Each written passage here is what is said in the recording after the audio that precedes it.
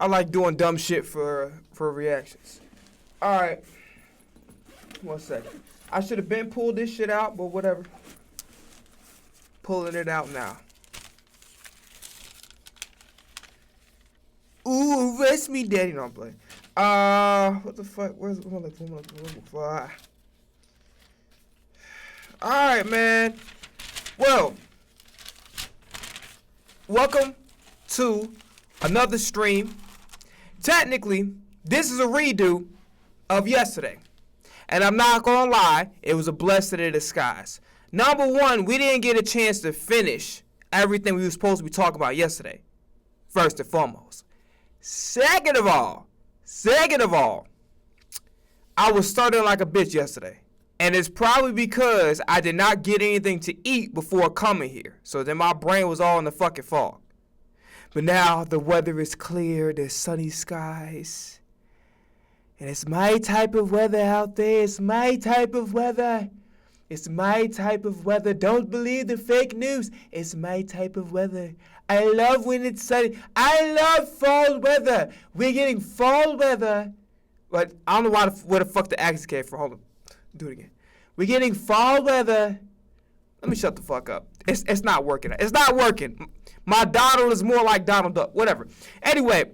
So it's been a while since we did a football stream. Technically, I did it yesterday, so I'm going to tell you some bullshit. So, this broke nigga right here got to upgrade the equipment.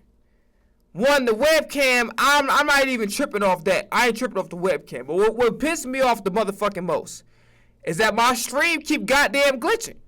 So, in the future, when I finally get some fucking bread, not for the grocery store, by the way. When I finally get some bread, I need to upgrade my computer. My phone is already upgraded to an iPhone 15. But I need to upgrade my computer because if I want to do some more complicated shit where I need to stream and I don't need all the lagging and shit like that, I can't do it with what I'm currently operated under. So, this guy needs to get a computer. And this guy will get one.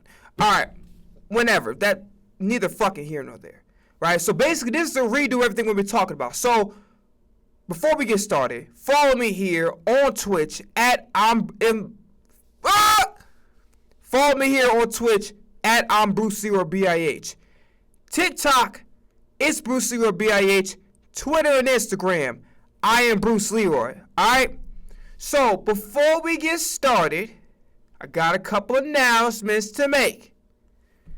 First and foremost, if you haven't heard, Uncut and Juggernaut, for those that have been following me and in the know, that's out right now. Excuse me. I have another song out called Nathaniel. I'm going to let y'all hear it. I'm going to let y'all hear it.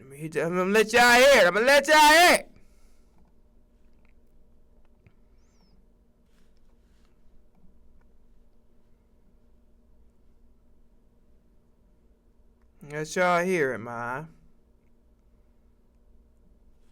Let me make sure I got my shit together. Ooh, we did. Okay, great. Fantabulous. Fantastic. Hold on 1 second. Wait a minute. Time to put some pimping in it. Hold on. Wait a minute. Can I search it up? Can I?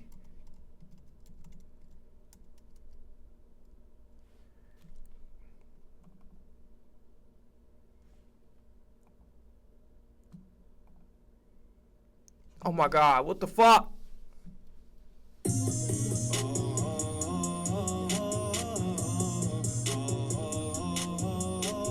Before I do that.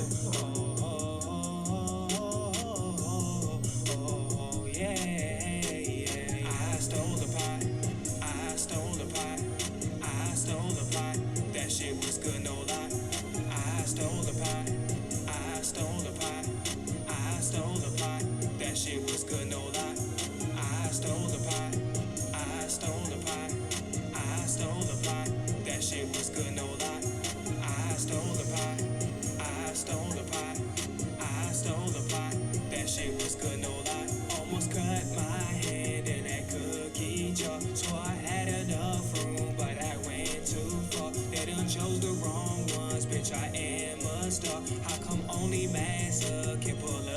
nice cars. This shit isn't fair. My whole life done prepared to have my fair share. Dancing like Fred instead. No one's clapping, they don't care. Might be visually impaired. On my stake ain't never red. Fuck that, I'll take your step. Bet not say a word, cause I'm coming right back. If I hear a whisper or I get a word back, I come at you like lesbians, I bring along a strap. I split your head open if you think a nigga cap. Oh, I think I see a sweet smell so good, I think it's creeps. I might just take a peek. It's a pie, holy shit. I stole the pie, I stole the pie, I stole the pie. That shit was good, no lie. I stole the pie, I stole the pie, I stole the pie. That shit was good, no lie. I stole the pie, I stole the pie, I stole the pie. That shit was good, no lie. I stole the pie, I stole the pie, I stole the pie. That shit was good, no lie. Wait a minute, this might be a trap. The niggas way too damn.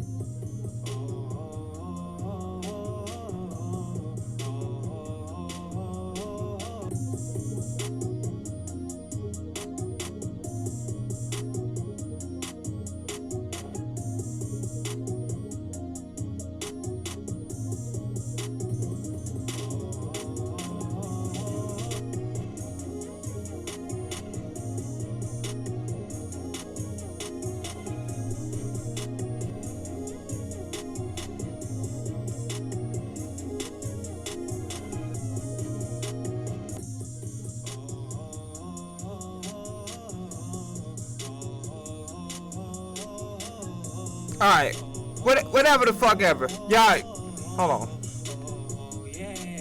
What the fuck up? Alright, so that's Nathaniel. Loki gotta get some shit reworked in the future. Cause these motherfuckers ain't doing their goddamn job. I did my fucking job. They gotta do their goddamn job, man. Do your fucking job. But nah, on some real shit though. I gotta get some shit reworked. But anyway, we gotta move forward, man. Alright, so it's been a long time since we did a football stream. Alright. And at the end of the day, this is what we're gonna do. Got the NFL honors. We're gonna talk about some NFL related shit. We got the Super Bowl that just transpired a couple days ago that I talked about. I gotta talk about it again. And actually, low-key, it's a blessing in disguise that the video that I filmed yesterday, the stream that I filmed yesterday got fucked up. Because I forgot a very important piece of information that was very critical in explaining what happened in the Super Bowl. And I forgot a player, and I'm actually low-key happy that I get to do it again. All right, so I'm not going to waste y'all time. The first thing I want to talk about is the Bill Belichick Robert Kraft snub, okay?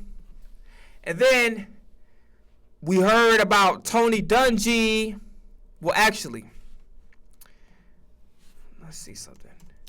I'd rather for y'all to hear it. Tony Dungy, Ronnie Harrison. Okay.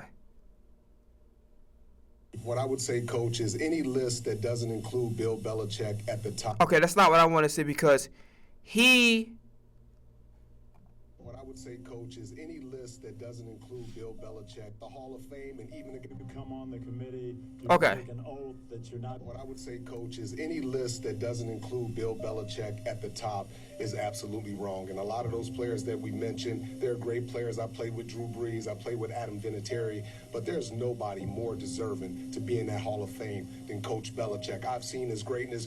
I've seen him design defenses to stop your offense, and you just look at the players that he's impacted. He's been unbelievable. And when I look out throughout the Hall of Fame, and even a guy like Tom Brady wouldn't be Tom Brady without Bill Belichick. And that's the disappointing part of it, Coach, and you guys got it wrong. Damn. I feel your passion, and I'm with you.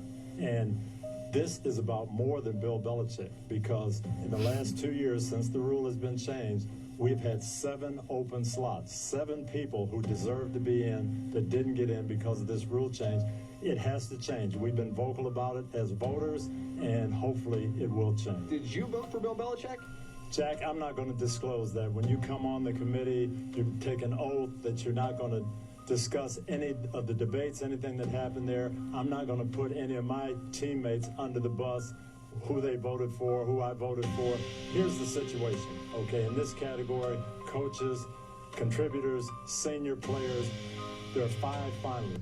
Okay, so I don't have time to hear him fucking explain the whole process. No disrespect to Tony Dungy. Legendary coach. Don't have time to hear him explain the whole shit. Okay, so the reason why I played that, one, because obviously it's football news, and two, it's providing more context as to why Belichick and Robert Kraft have been left off the list as first ballot Hall of Famers. Okay, now here's the thing. Okay, let's just say we're going to go by what he's saying. We're going to take what Tony Dungy's saying, what Coach Tony Dungy's saying, at face value, and say there's 7 slots available. There's no fucking way in the hell. Matter of fact, fuck it. Let's do something else real quick. Let me see the list of Hall of Famers right now, and I'll tell you exactly who Robert Kraft and what's the name could have replaced. Hall of Fame list. Football 2026. Okay? So, we got Drew Brees. Drew Brees got to be in the Hall of Fame. Larry Fitzgerald got to be in the Hall of Fame. Luke Kuechly, Adam Vinatieri, and Roger Craig. I'm going to be honest with you. Kuechly is going to have to wait a year. Not because he didn't have a legendary career, but because his career was short. And then also, I probably would have left off Adam Vinatieri just because he's a special team. Now, granted, if it wasn't for Adam Vinatieri, Brady wouldn't have nearly as many rings, right? And probably Vinatieri probably kicked the most fucking clutch kicks of all time, all right? So Vinatieri deserves to be in the Hall of Fame, despite some of y'all saying that, you have to be a 3-down player or whatever. And some of you got mad Devin has to make it a Hall of Fame. Like, stop it. Stop. I'm in full support of special teams, especially if you were as good as Adam Vinatieri and as good as, I'm not Dante Hall. Even though Dante Hall was amazing, I'm not talking about him. Like, if you're as good as Adam Vinatieri, you're good as Justin Tucker, who he might not get in because of the, and we're going to discuss a little bit further down the line, but I want to table that right now. But Kuechly, I'm going to be honest with you, Kuechly and Vinatieri, I'm getting them off the list. Roger Craig should have been made it, and even Deion Sanders said it, right? Should have been made it. Basically, it was like Marshall Faulk before Marshall Faulk, to be honest with you. But yeah, Kuechly and Vinatieri was gonna have they're gonna have to wait a year. I'm so sorry. Over Robert Kraft, over Bill Belichick. Okay. Now, I want to address multiple arguments. Okay. So the first argument is he's overrated. Absolutely the fuck not. Defensive-minded coach, did really well as the assistant to the Giants, and from Lawrence Taylor's, telling his story, he was the one that was designing all the defenses under Bill Parcells. So he has success being a defensive coordinator. He's had playing with the Giants and Lawrence Taylor, and he's had success even. There was even a season where he went 11-5 because of that defense. One thing about Belichick, he knows how to coach a defense. Every coach, and I said this before in the stream, and I'll say it again. Every single coach has a particular niche, not necessarily, that's not the word I'm looking for. They got a particular area of expertise. You're either an offensive-minded coach or a defensive-minded coach, right? For example, in this Super Bowl, Mike Vrabel and Mike McDonald, these are both defensive-minded coaches, okay? Guy like Andy Reid, Sirianni, not really, but those are more off. Kevin Stefanski.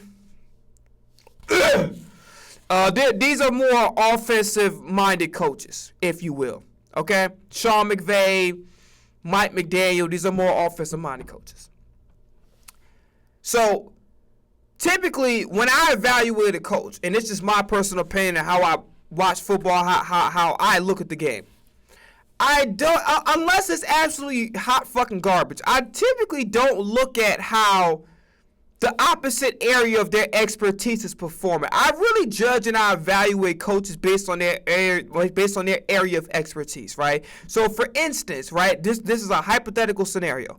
If Andy Reid's the head coach and the offense sucks ass, that is 100% on the coach, right? Now, granted, the coach is the CEO of the team, so everybody got to be firing on all cylinders. So regardless if their area of expertise is the way it's supposed to be or not, or if the opposite end is not, they still are held accountable for the entirety of the team because they are the CEO. They are the face of the football team.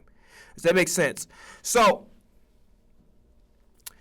Bill Belichick's defense has always competed. And if it wasn't for Bill Belichick's defenses, throughout the years, Brady would not even have at least 75% of those rings.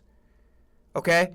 And I remember, if you guys have been following me on YouTube at I Am Bruce Leroy since about 2021, I spoke about how when Tom Brady went to the Buccaneers, and he first got there, he had a tough time getting a grasp of Bruce Arians' offense.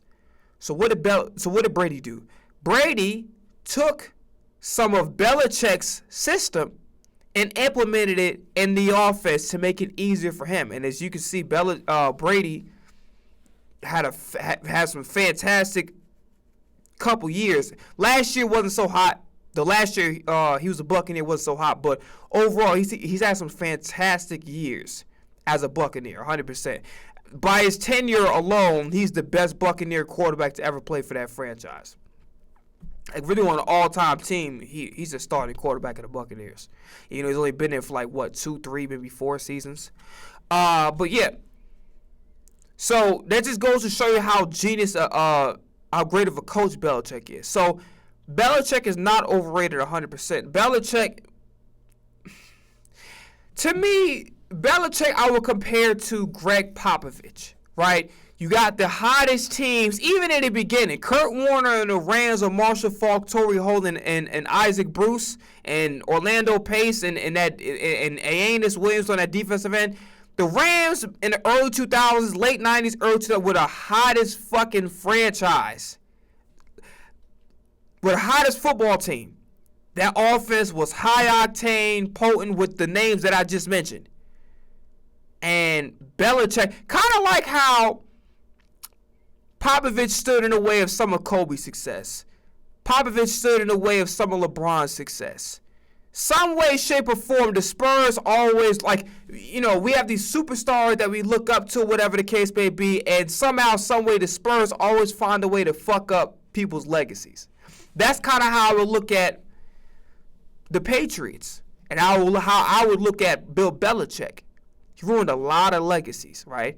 The Rams were red hot to this day, and I mentioned this before on my I Am Bruce Leroy channel, and I'll say it again. That Rams and that Chiefs regular season game, when the Rams went to the Super Bowl against the Patriots, which that motherfucker was a snooze fest, the Super Bowl.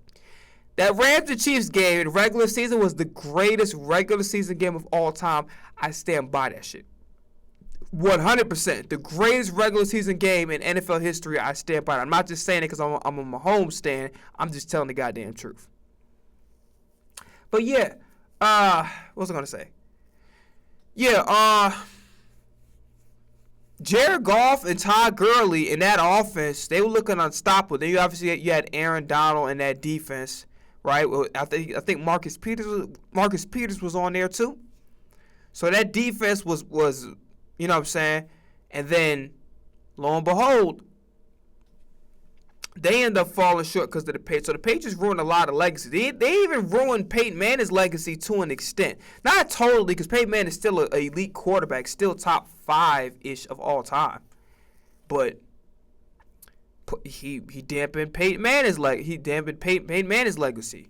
Peyton Manning's legacy will probably be even better given, you understand what I'm saying? So the overrated shit, because he didn't necessarily end his career in the best of light.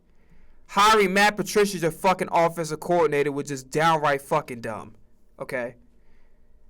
And also, it was a fucking disaster over in North Carolina this year. Disaster. So, here's the thing, right? And I spoke about this when it comes to Patrick Mahomes' arguments that I hear about you guys discrediting him and preferring other players over him. Not because they have a legitimate case of being better, simply because of what I'm about to mention right now. The Kobe Bryant thing, right? A lot of you guys think that LeBron James is light years better than Kobe Bryant. And it's not the case. And then you guys pull up stats as if stats are the only way to... And a lot of you guys either didn't grow up watching these players, you guys weren't alive and actually watching these games, or a lot of you guys are just stats. So, are just stat merchants. The problem with everybody is everybody has recency bias, and that is why social media really fucked up a lot of stuff. A lot of y'all have recency bias, and because a lot of you motherfuckers would literally forget what you ate for dinner last night. Swear to God. So, the thing that I have to say is this. You guys don't understand how difficult it was for the Patriots to go on their run. All right? You guys really don't understand because a lot of you guys weren't alive in 2004 and the early 2000s or whatever and really watching these games. Some of you guys were alive when Todd Gurley, but you know, the way social media and everybody's attention spans, everybody forgets, right? But Belichick is 100% not overrated. Now, there was something that I mentioned on social media. I made a post about it. And the post was, I didn't have a problem with the outrage because the outrage should be what it was. Everybody should be pissed off. Like, wait a minute, what the fuck? Like, what's going on here? Robert Kraft, one of the greatest owners of all time. Some people might say he's the greatest owner. Jeffrey Lurie. But nah, some people might agree, might go on the side of he's the greatest owner of all time. And really, there is evidence to back that up. Especially with how much success the Patriots have had under his tutelage. And then when it comes to Bill Belichick, the proof is in the pudding. Even dating back to when he was just a coordinator. So, and then him being, if not the greatest coach of all time, one of the greatest coaches of all time. Okay? So, my issue was not the outrage. My issue is the lack of keeping the same energy with other players and or coaches who deserve to be first ballot Hall of Famers, and either they were not first ballot Hall of Famers or they are not even in a Hall of Fame and it doesn't look like they have any chance of getting in. Okay? Or there's no evidence to suggest that they might be getting in anytime soon. Okay? Seth Joyner, his stats as a linebacker, those are Hall of Fame stats. He's not in. He's been retired for fucking years. He was playing with goddamn the Randall Cunningham Eagles. Stats are legit. And if I'm not mistaken, he got a Super Bowl ring with the Broncos. He's stamped. Stamped. And he didn't just dominate from one area. He dominated. He was great in sacks. He was great in coverage. Seth Joyner did any and everything as a linebacker. He's not in the Hall of Fame. I don't hear anybody outside of maybe some Eagles fans, primarily myself, saying that he should be in the Hall of Fame. And it's actually fucking outrageous that he's not. Donnie Shields should have been in the fucking Hall of Fame a long time ago. He was just in the Hall of Fame, what, 3-4 years ago? 5 tops? Let's see something real quick. When did Donnie Shields get in the Hall of Fame? And for those that don't know who Donnie Shields is, he was number 31 on the steel curtain Pittsburgh Steelers defense with Chuck Noll in them. With Jack Lambert, Jack Ham, Mean Joe Green. When did Donnie Shields get in the Hall of Fame? Get your ass to that made no fucking sense. 2021. So roughly about 4 or 5 years ago. He should have been in the Hall of Fame. And he transformed the game because what you see Kyle Hamilton do, what you see guys like Malcolm Jenkins, what you see Chauncey Gardner-Johnson do, moving from the safety to nickel with having that versatility.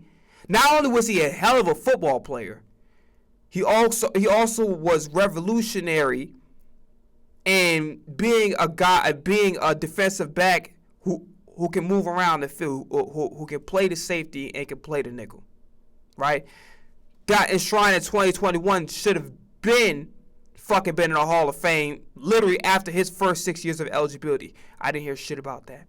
Steve Smith has been retired for some time. Steve Smith is the best wide receiver. First off, Steve Smith quite arguably is a top 10 wide receiver of all time. Didn't play with the best of quarterbacks. Played in a small market. Played for some historically bad fucking football teams.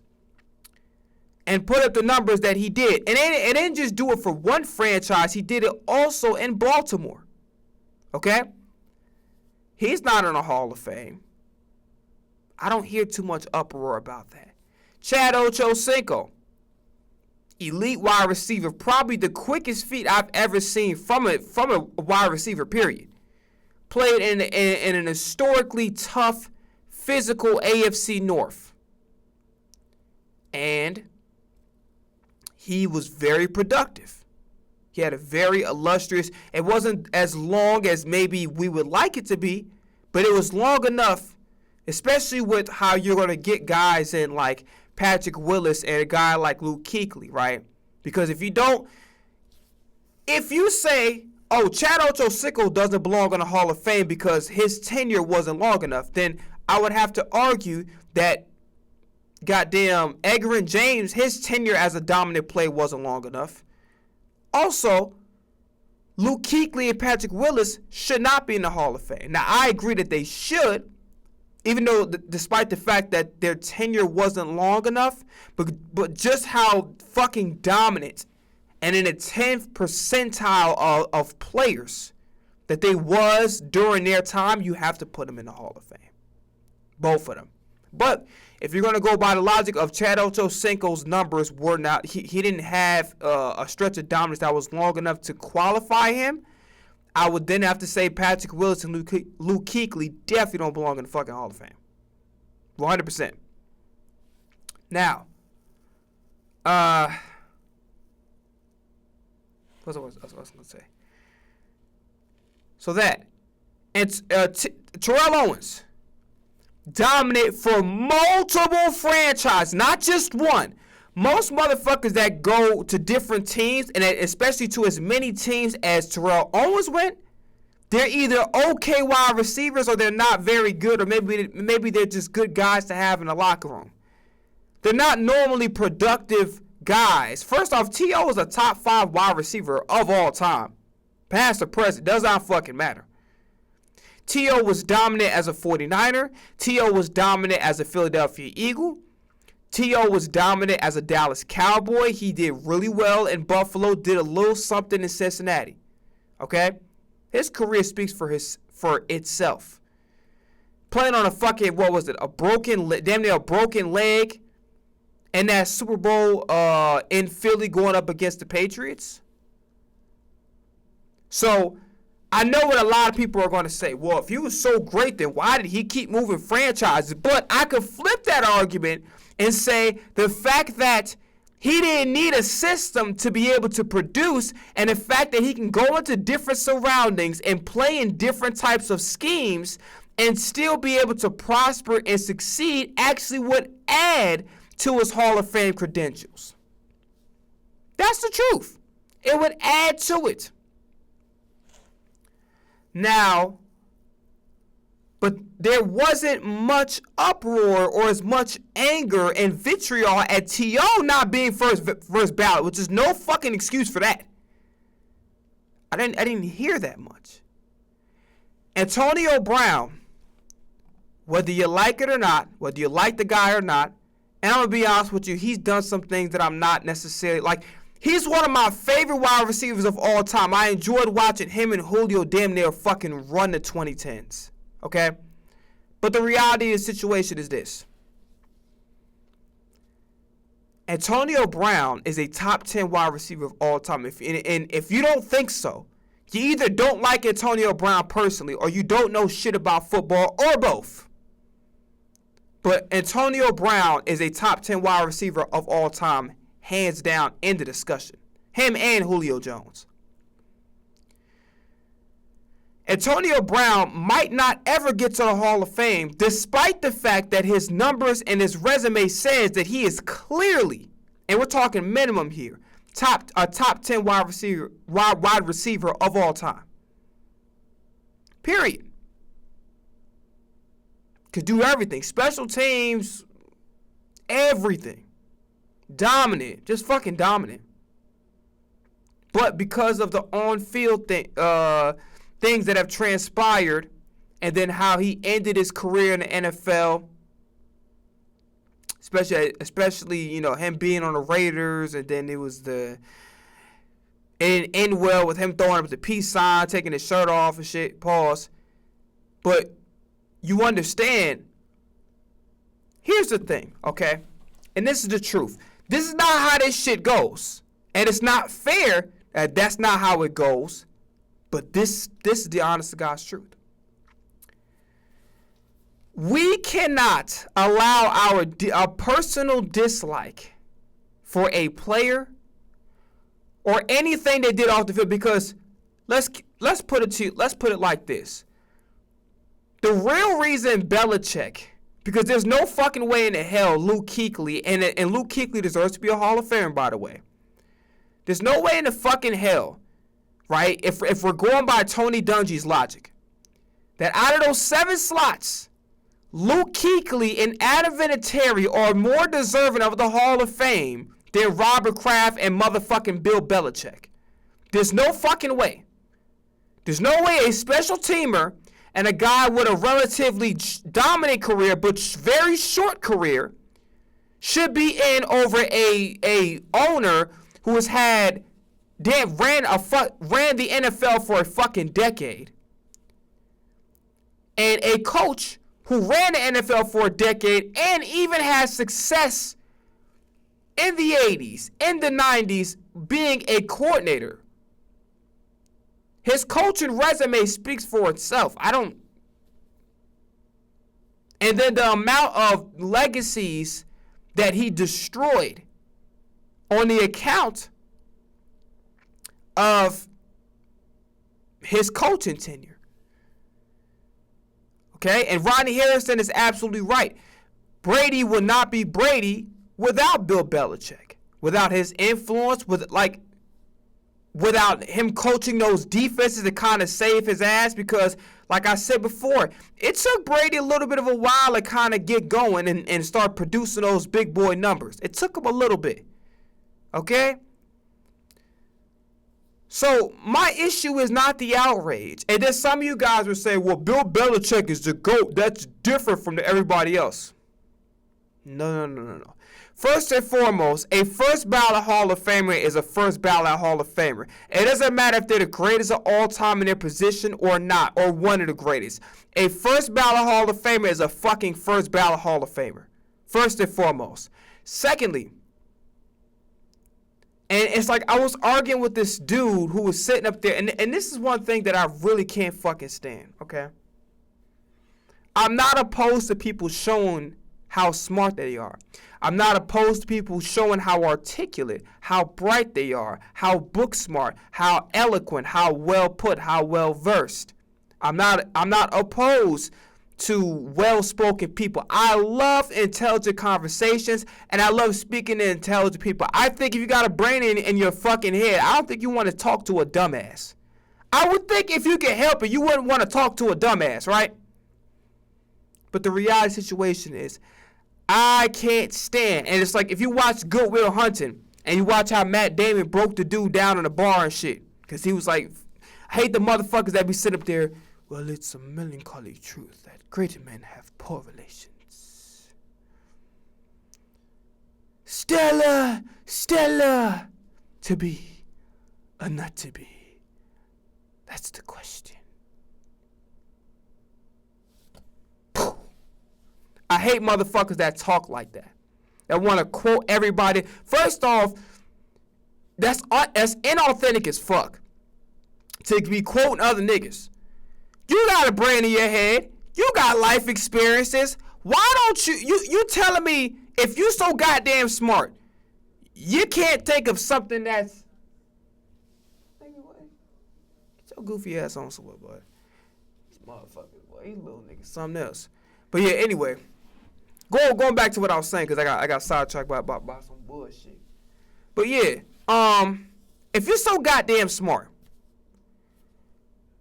why you tell me out of all the life, all the experiences, because if you've been to a nice school, I'm pretty sure you've been to country clubs, you're in academic clubs, so you got all these experiences to draw from. All of this knowledge. And you can't even form a fucking sentence? You telling me that you can't form it, like all this motherfucking knowledge and all these high-priced ass private schools, you can't formulate a fucking sentence on your own. You're dependent on something that you fucking read in a book from 1885 and we in 2026. And when I was arguing with this nigga, and it wasn't like nothing crazy. It was a debate, cause he was, and then he started calling out my name, calling me stupid or whatever. The mother, like, bitch, get off your fucking high horse before I slap the shit out you, and you gonna fall in fucking some goddamn horse manure shit. But like, look, so the nigga was like, yeah, he said, well, I wouldn't expect you to so like, there's nothing I can't stand to, and we're gonna tie these two things together. I can't stand a motherfucker who they have no rebuttal for the points that you brought up. So rather than having a rebuttal to the points that you brought up, countering their points, they'll start calling you out of your name and start insulting you. You're too stupid to understand. You're too young. You're too young. You haven't experienced enough life. Motherfucker, you're wrong. And bitch, instead of being disrespectful, how about you actually address what I just fucking told you? Address the point that I countered your point with. How about that? Since you're so fucking smart and lofty and everybody's under your fucking footstool, yet you can barely fucking jog without grabbing an asthma pump. And so you can do all that shit. Explain how the fuck you, A, can't formulate another sentence, and B, you're so fucking inept that you have to recite a fucking quote that probably don't have shit to do with the conversation. So this motherfucker was up there talking bullshit because he was upset because I said, yo, listen, I understand the backlash, but because he was like, yeah, so it's not the same how T.O. or Steve Smith, even though both of them are first ballot Hall of Famers, and all the guys that I just mentioned. He's like, yeah, it's not the same because they aren't the GOATs. Bill Belichick is the GOAT. Let me tell you something right now. There's a reasonable argument for Andy Reid being the greatest coach of all time. It is stream bull. Don't make me block your stupid ass, nigga. I'll tell you something right now. It's gonna be like going up against Mutombo in motherfucking 2000. It's gonna be going up against the goddamn Philadelphia 76ers in 2001, nigga. Don't get your motherfucking ass blocked. Come to that stream bullshit, nigga. Fuck out of here. But yeah, so go back to what I was saying, not getting sidetracked by motherfuckers trying to get me kicked off this goddamn platform. Instead of like saying, hey, how you doing? What you talking about? They want to sit up there and say and give me some fucking bullshit ass sites that's gonna put viruses on my computer and get me kicked off the motherfucking platform. Get your stupid ass out of here. Imperious bot, man. Shut that dumb ass shit up. I ain't gonna read that stupid ass name. Fucking chat GPT ass name and shit. What the fuck you get that name from? Kahoot, nigga? The fuck? Yo. But anyway, going back to what I was saying. There's legitimate arguments to say Don Shula. I said Don Shula. Don Shula is the greatest coach of all. I'm about to say fuck. I'm about to say play. First, I'm about to say Shulo, and then I'm about to say goddamn player. He's a fucking coach. There's a legitimate argument for Don Shula. There's a legitimate argument for Andy Reid, considering the fact that he's had legitimate success with Donovan McNabb, legitimate success with Alex Smith, legitimate success with Michael Vick, legitimate success with Patrick Mahomes. Different quarterbacks with a multitude of different styles, right? So that's a good argument for Andy Reid, because he can work with different types of quarterbacks and different types of styles, different types of teams, and still have success and be able to have disciples coming from his coaching tree. There's a good argument for Bill Walsh, Parcells, John Madden.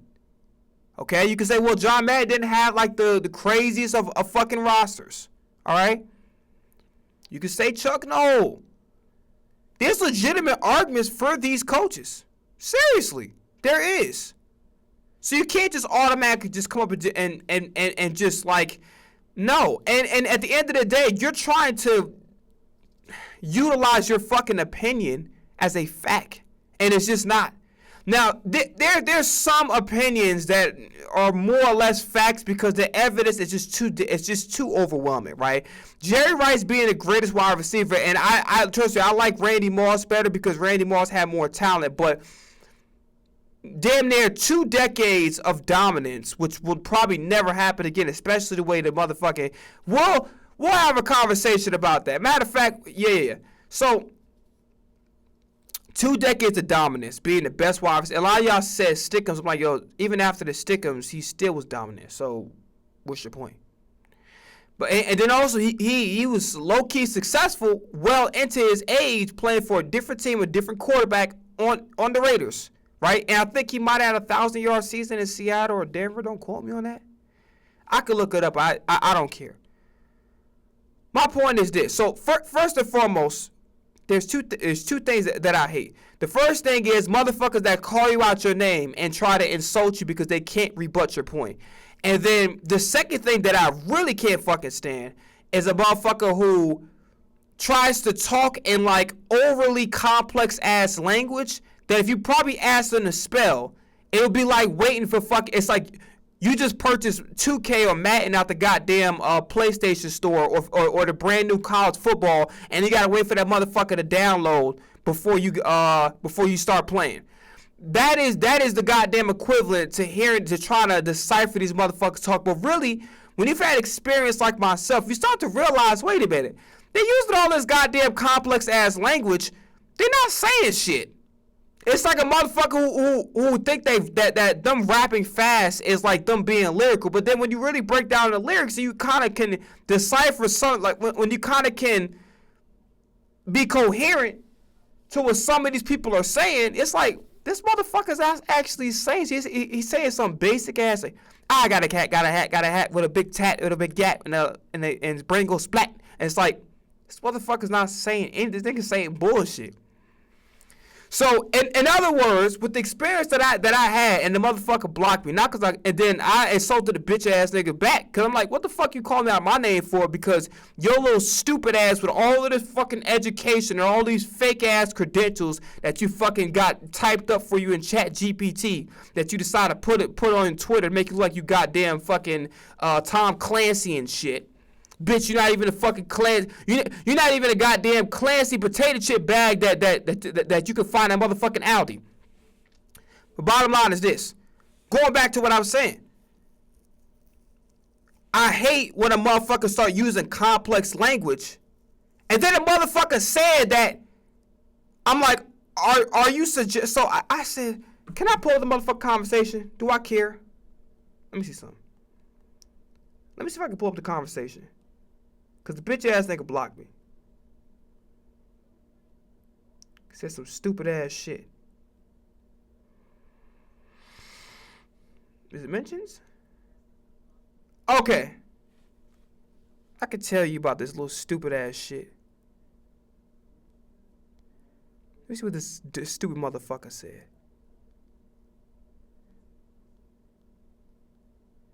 Okay. I'm not gonna read you the whole thing, but like I'm gonna read you some of what this fucking moron said. Okay, so Terrell Owens, hey, Pro Football Hall of Fame. Where the hell was this when they violated these bylaws when it came to me in 2016 and 2017? He's absolutely right, but that's neither here nor there. whatever this bitch ass nigga name, I'm not. He shall remain nameless and irrelevant. Now, fortunately, in his head, he thinks he's relevant, but he's relevant to about nothing. He's about as relevant as what happened 3 weeks ago. I love you, bro, and you have a point, but you're not Bill Belichick. T.O. is a top 5 wide receiver of all time. This take his ass. That was me. So this motherfucker decided to put this little stupid ass meme basically calling me stupid. Congrats, you agree with me, yet you were too unintelligent to realize it. What the fuck are you talking about? You saying stupid ass shit. Okay, and I respond, this sounds like you're talking to T.O., dipshit, which he was. So now let me ask you this, because the motherfucker trying to play stupid. What was your reason for telling T.O. he's not Belichick outside of implying that Belichick's snub was more egregious or unreasonable than T.O.'s? To differentiate a GOAT and a non-GOAT. Both guys deserve to be first ballot, but it's absolutely more egregious to snub Bill Belichick than T.O. And I said that was exactly my damn point. Because it was. The fuck? The fact you had to bring this up makes absolutely no sense. And by the way, some people don't view Belichick as the GOAT. It's all opinion based. The fucking fact. And guess what this motherfucker think he the teacher from Fine and Forrester and shit. Little stupid ass. He said, don't ever embarrass me in my class again. Make sure you return the pen where you found it. There are objective truths. Man, shut this fucking Constitution, goddamn.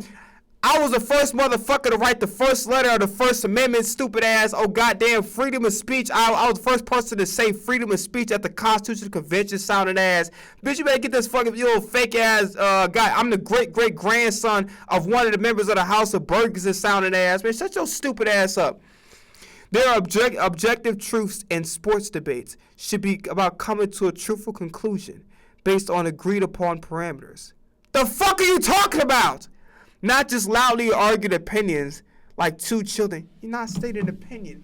You feel very strongly in your conviction about your bullshit that basically saying, hey, T.O., shut the fuck up. You shouldn't say shit or compare your situation to Belichick because Belichick is way better than your sorry ass. That's basically what the fuck you're saying. You're saying T.O.'s resume is not good enough for him to go on social media, open up the motherfucking X Twitter app, and go type what the fuck he just typed. The fuck are you talking about? You're saying stupid ass shit. Like two children scream out which ice cream flavor is the best. This may go all over your head. Yeah, I'm the rare fake ass. Like, bitch, why the fuck are you censoring yourself? Nigga, Elon Musk owns Twitter. Bitch, write ass. ASS, motherfucker. Ass is also a donkey, bitch. Yeah, I'm the rare fake ass intellectual. He put like A and two fucking whatever you asterisk marks, whatever you call them shit, asterisks. Intellectual who is a Mensa member with multiple advanced degrees. So and what, nigga? Fucking bullshito? Get the fuck out of here. I'm sorry you're unintelligent, like to just scream subjective, irrelevant opinions as if they matter. You're doing the same shit, you dumb motherfucker. You stupid as shit, I sweat on my soul. This fucking dumbass nigga, bro.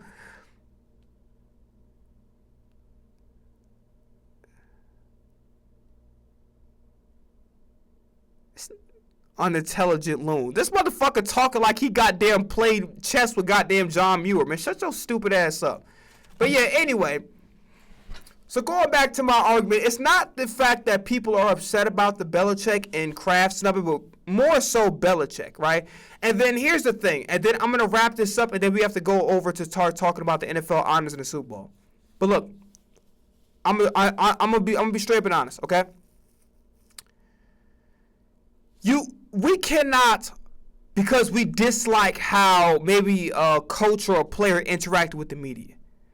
Maybe they did some things because you feel like that, oh, the Hall of Fame is a privilege. Whatever. But you may, oh yeah, well, he may have did some things off the field that we don't agree with, but the reality of the situation is this. Whether you're punishing Belichick because he was a very antisocial guy and didn't like speaking to the media very much, And then some of you guys, well, they might do that to Tom Brady because he's not liked. I can assure you, the only motherfuckers who don't like Tom Brady is two types of people. You either are AFC East rivals, so you belong to the Jets, the Dolphins, or the Bills, or you are a jealous motherfucker who's a bum ass nigga who you're not doing anything in your life to try to elevate. You're blaming everybody else, pointing fingers at everybody else at your shortcomings instead of blaming the ugly bitch you see in the mirror every time you wake up in the morning. When you brush your goddamn funky ass teeth. You. Regardless if life dealt us some bad cards, and I definitely have experience in this, we are in control of our destiny. Because the reality situation is life's going to go how it's going to go. But the question you have to ask yourself every time you get up is, are you controlling the things that you can't control? And if the answer is no, then it 100% is definitely your motherfucking fault. Because if you're not even pulling 100% effort in, sometimes it's going to require even more to go get where you're trying to be. Then that means it is your fault that you're not successful. So, what do people do? And I mentioned this when I started having a conversation on social media when I posted my opinion about the Chad Hugo Pharrell situation. Everybody wants Pharrell, and again, don't know the particulars. I'm just going off my opinion and barbershop talk, okay? Because I say what the fuck I want to say. But regardless, a lot of people like to get on the internet and talk shit about Beyonce or talk shit about somebody that's successful. Yeah, Jay-Z's an Illuminati and all this other bullshit. No, you're just fucking lazy. They're not, you are. They're willing to make sacrifices to go get what they're looking for. You're not. You're willing to do the bare fucking minimum. So therefore, you get bare minimum results. And if you keep doing bare minimum long enough and blend it in with every motherfucking body else, you're going to end up in a position where you won't even get the bare minimum. You'll actually get less than that. Because the reality situation is, if you're the average Joe like everybody else, what separates you from everybody else? Why would I give you an opportunity? If you're the same, you're not different outside of maybe you're a male or a female. But you're all in the same boat. But this need to try to punish people, to put people in their place. If the pro football I can't fucking talk. Pro football ham. The fuck you saying? If the Pro Football Hall of Fame is about football accomplishments, then the people who need to be first ballot, Steve Smith, T.O., Seth Joyner, Donnie Shields, he's in the Hall of Fame now, but he should have been first ballot. Roger Craig should have been first ballot. So on and so forth. Fred Taylor, a lot of you are going to say, well, his career was short. No. He didn't play with the best of offensive lines. He played with quarterbacks who weren't that good. Outside of maybe Mark Brunell, maybe. But he was dominant. And his yards and his statistics speak for itself. But you're going to punish him because he plays in a small market. What people have to stop doing, people have to stop trying to stick it to people because you don't like them. You're in a position, because the reality situation is this. And I understand that this is not how life works. Motherfuckers show favoritism, and motherfuckers will hold it against you personally. If they don't like you for something that you did outside of it, even if you're due for an opportunity, they will not give it to you. And then they will blame it upon, well, it just is what it is. They'll make up any old type of excuse to not give you the opportunity that is due to you. But the reality situation is this.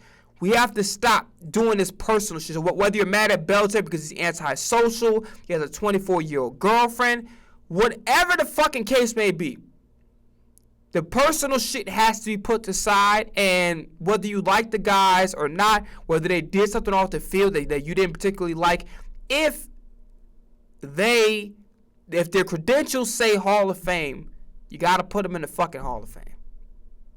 I'm sorry, it is what it is.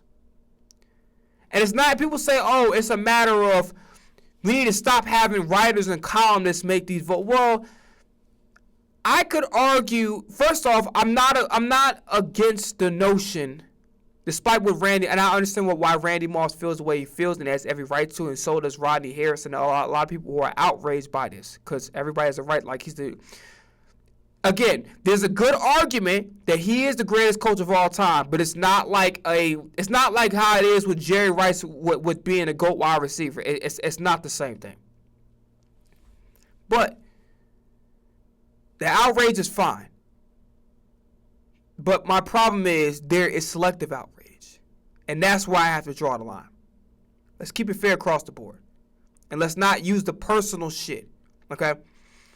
I want to very, very, very briefly, and I don't even like talking about shit like this. I really don't.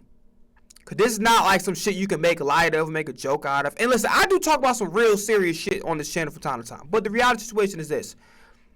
If I can't find a lighthearted way to approach certain things and try to make jokes or something like this, I try to avoid topics like this. The James Pierce Jr. evidence looks really, really fucking bad. I'm not here to indict the man, because I wasn't fucking there. I didn't even take time out the day to go fucking find out what the footage is. All I saw was that there was officers trying to arrest him, and it appeared like he was resisting.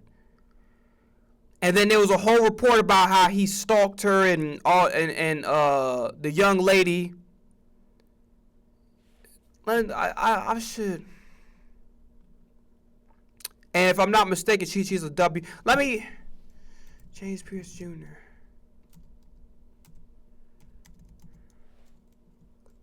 They'll say what's the name is.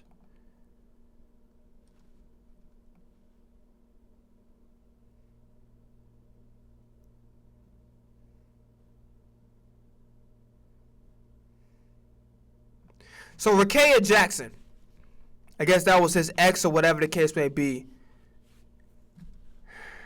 You know what? I'm just going to read it off to a little bit of the article.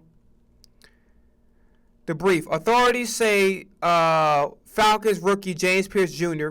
faces 5 felony charges after an arrest in Miami. A complaint alleges that he rammed a WNBA player's car, then struck a police officer with his Lamborghini. Pierce posted a $20,000 bond. His attorney says he maintains his innocence.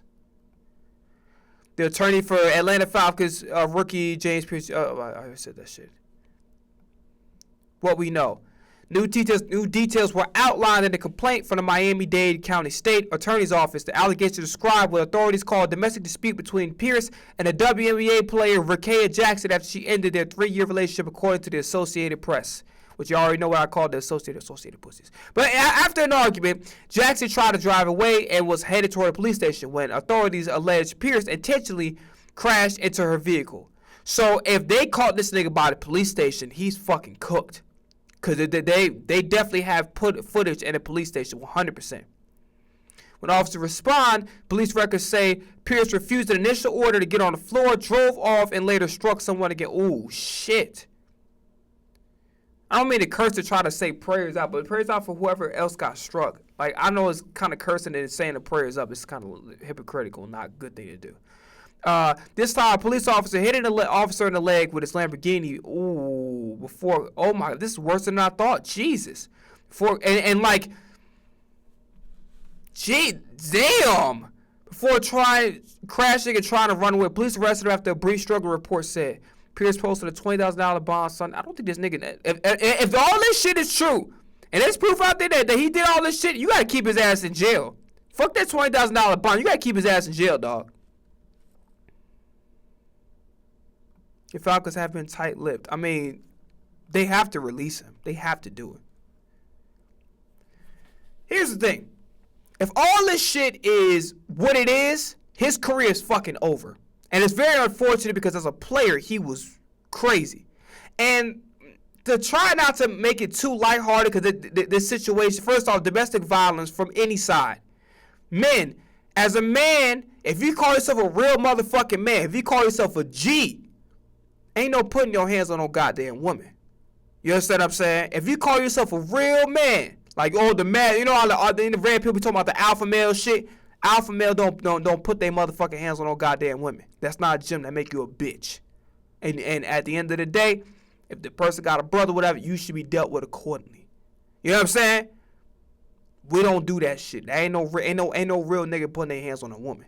100%. That ain't G, that ain't player, that ain't P, whatever the fuck you want to call it. That's not cool. Fuck the player shit. From a moral perspective, it's not cool to put your hands on somebody that if you say that I love you, love ain't abuse. Love ain't physical. Like love. You if you love somebody, you not putting nobody in harm's way, especially intentionally. You understand what I'm saying? So he did that, and it looks like the evidence is pretty fucking damning. His NFL career is pretty much over. I'd be surprised somebody will look at it and say, you know what? He had a great potential as a rookie. Let me just bring him on. I just think it'd be bad PR. I mean, you thought the fucking Deshaun Watson thing was bad. And that was really fucking bad. I mean, motherfuckers up there protesting. This shit gonna be worse because I feel like that there's more proof with Pierce versus the goddamn Deshaun Watson situation. Okay? So I don't really like talking about shit like this. But in the same breath, it's not okay to put your hands on your woman. At all.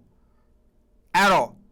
And women, please stop taking advantage of the fact that the law is not very friendly towards the man. To try to antagonize us or get us to a point where you're harming us. Everybody say 120 pounds, 115. I don't want nobody fucking handing me, bitch. I don't give a fuck if you 98 goddamn pounds. I don't want nobody motherfucking putting their goddamn hands on me. I don't want nobody scratching me, nobody throwing shit at me, whatever the case may be. And listen, way different doesn't even fucking matter. Like, number one, regardless of how much the fuck you weigh, keep whatever fucking weight that you are. Pretend my body's a scale. Keep your motherfucking weight off this goddamn scale. Okay? First and foremost. Secondly, projectiles don't know no motherfucking weight. Somebody hit a beer bottle over my head, no matter if they're fucking 120 or 95 pounds or whatever the fuck case they be. It is what it is. Don't, like, you know what I'm saying? If somebody throw a fucking vase or something heavy, some goddamn furniture, that motherfucker hit me, it do not matter. Okay? So, it's just unfortunate. Also, Atlanta moved up a first-round pick to go grab him, too. So, that's, you know what I'm saying? I don't even feel comfortable mentioning that because it's making it seem like I'm making light of a really bad situation. I'm just going through just doing my talk. That's it. I got to address all areas of this shit and what's going to happen. You know what I'm saying? So, but I'm not, it's not a lighthearted situation. It's very unfortunate that this guy practically ruined his career if everything that's alleged about him is true. And here's the thing, and listen, if he is guilty of every single goddamn thing they accuse him of, he needs to be held accountable and he needs to be punished ASAP. And full belief of accountability and responsibility by taking whatever punishment is due to you. 100, like no questions about it, no ifs, ands, buts about it. But I don't know. And I really don't even feel comfortable saying this per se. But I will say this. I don't know James Pierce's injury history. Your brain is very malleable. And maybe too many head traumas can really fuck your head up. And could maybe hit certain parts of the brain where it's controlling your personality, your mood, right? Hit certain areas of the brain, and you just flip a goddamn switch. Like people are alleging the Vontaze Burfict hit.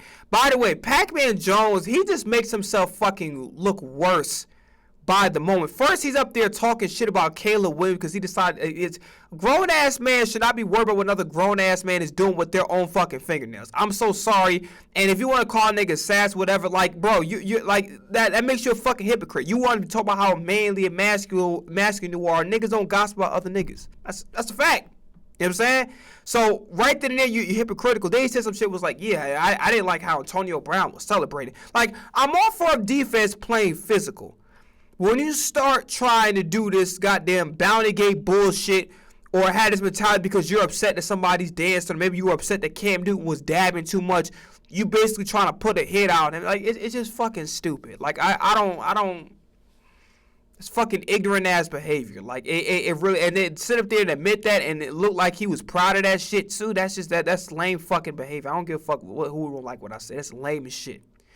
But going back to it, you just never know. And again, I don't want to make it seem like I'm not, because if everything alleged that is true, he needs to be held accountable for his actions without question, and should be punished accordingly. And whether it be the end of his career, whatever the case may be, he did it to himself. But we do have to understand that playing football is dangerous. And if you have some blows to the head, they can alter person. Like, I do agree that some motherfuckers are just bad human beings in general. Head trauma or not, some motherfuckers are just bad people. And it's just, there's no kind word you can say to them. There's no any sort of reason that you can give. The motherfuckers is just, they're just a bad human being, just all around. You know what I'm saying? So, in that respect, it's just like, it's unfortunate. And then obviously for the lady, if she was a victim of DV, and all that I read what was true, I'm prayers out that she recovers from this very traumatic situation, because it's very easy to look at, oh, James Pierce Jr., the celebrity, the football player, that's what we're going to keep talking about, but not understanding that there's a victim, right? And if everything that I read was true, that was alleged, prayers out for her, and that she's able to recover from this incident, and she doesn't have to go through anything similar like this in her life. Nobody, regardless, should be able to undergo that type of trauma, or undergo any situation where a person said, I love you, and they're making you feel trapped, they're verbally abusing you, they're physically abusing you. That shit is not okay. It's not okay. All right, so for that lady, for that young lady, if she's dealt with any of that situation and all that was alleged was true, I pray for her that she's able to find solace, find peace, and find forgiveness within herself, so that way she can move forward and come out of the situation stronger. Easier said than done, but, you know, nothing but best wishes. Okay, so not trying to move on too fast. I know it's going to kind of come off awkward moving too fast. So I want to talk about NFL honors real quick, and I want to talk about some of the coaching hires. Let me look at that, because there was coaching hires that took place with the Eagles and some other shit that I didn't get a chance to cover on the last one.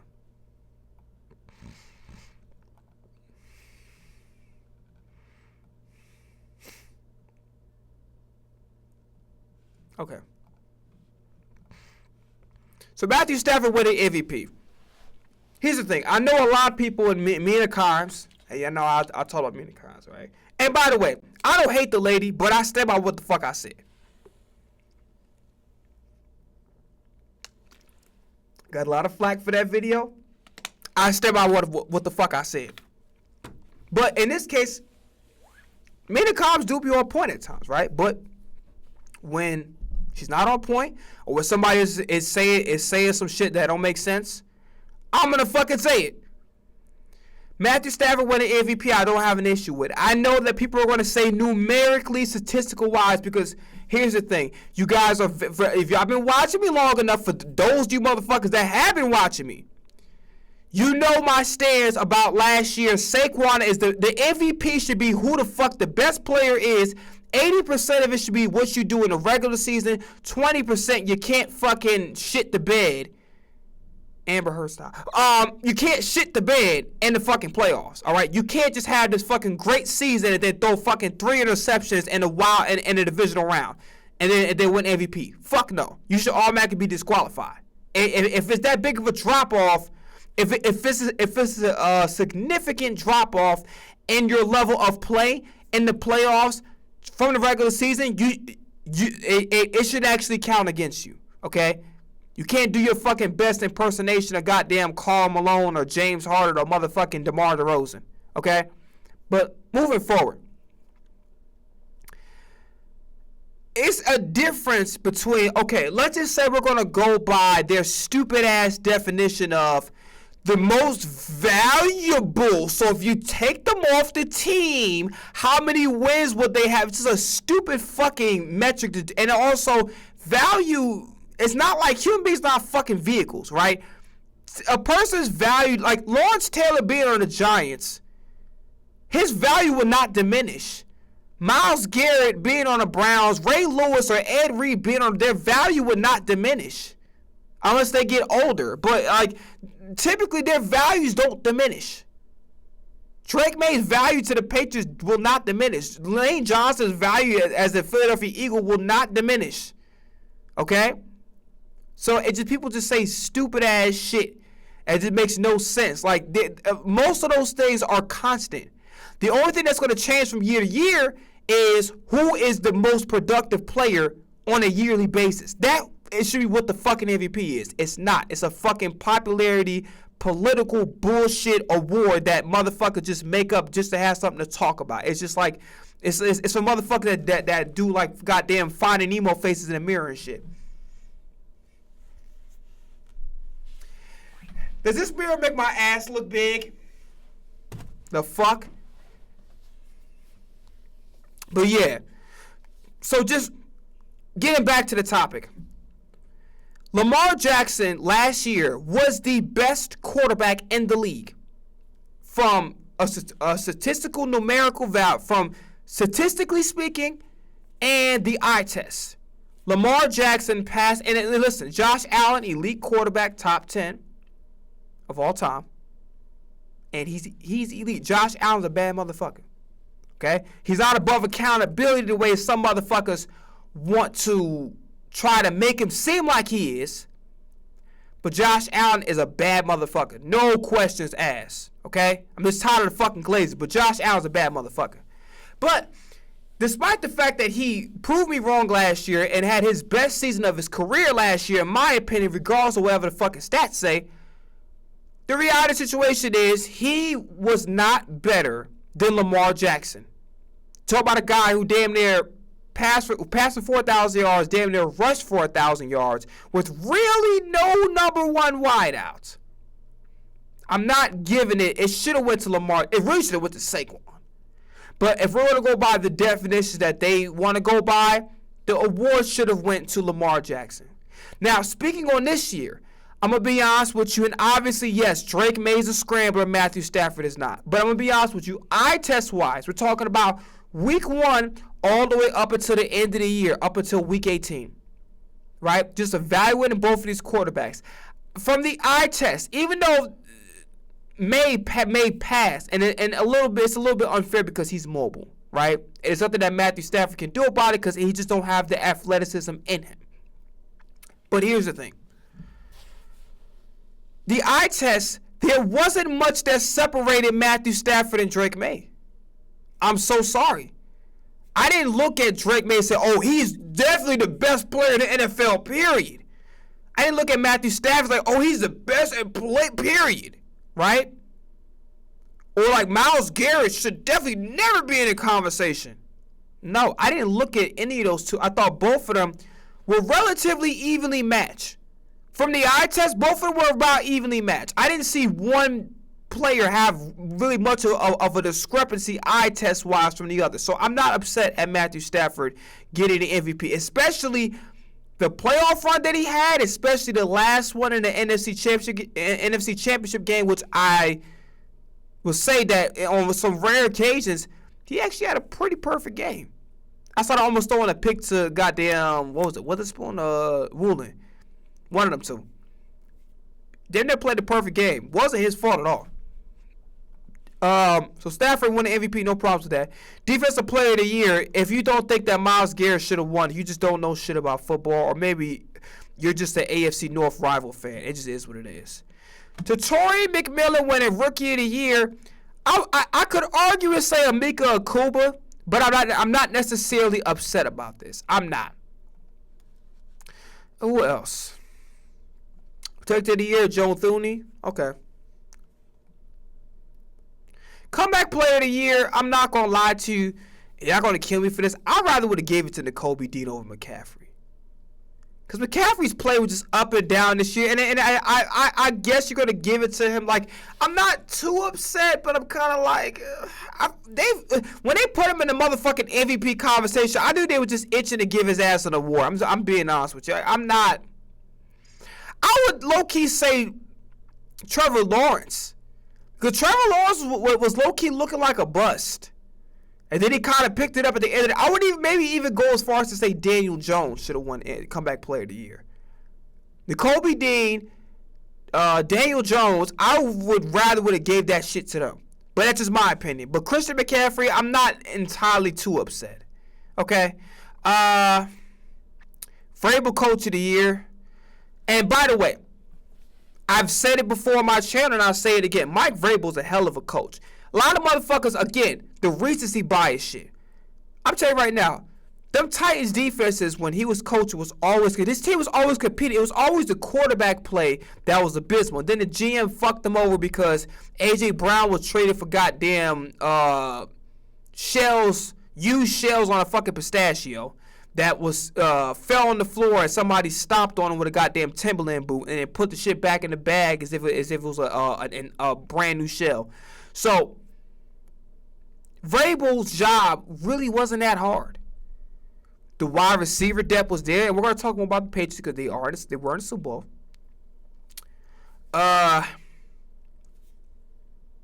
Okay, so Vrabel's a hell of a coach. When he parted ways, or him and the Titans mutually decided to part ways, don't get it fucked up. It wasn't because he was a bad coach. I was even surprised he didn't coach last year. But it's nice to see him back with his old team. But Vrabel was always a great coach. Always. I never looked at a single season Vrabel was a head coach and say, oh, he's bad or he needs to get the fuck up out of there. They need to pack his shit and force and goddamn roll that motherfucker up out the goddamn door. No. He's definitely been, but Coach of the Year, without question, should have been Ben Johnson. You don't put any average Joe Smo as the Chicago Bears head coach and have Caleb Williams develop the way he's developed.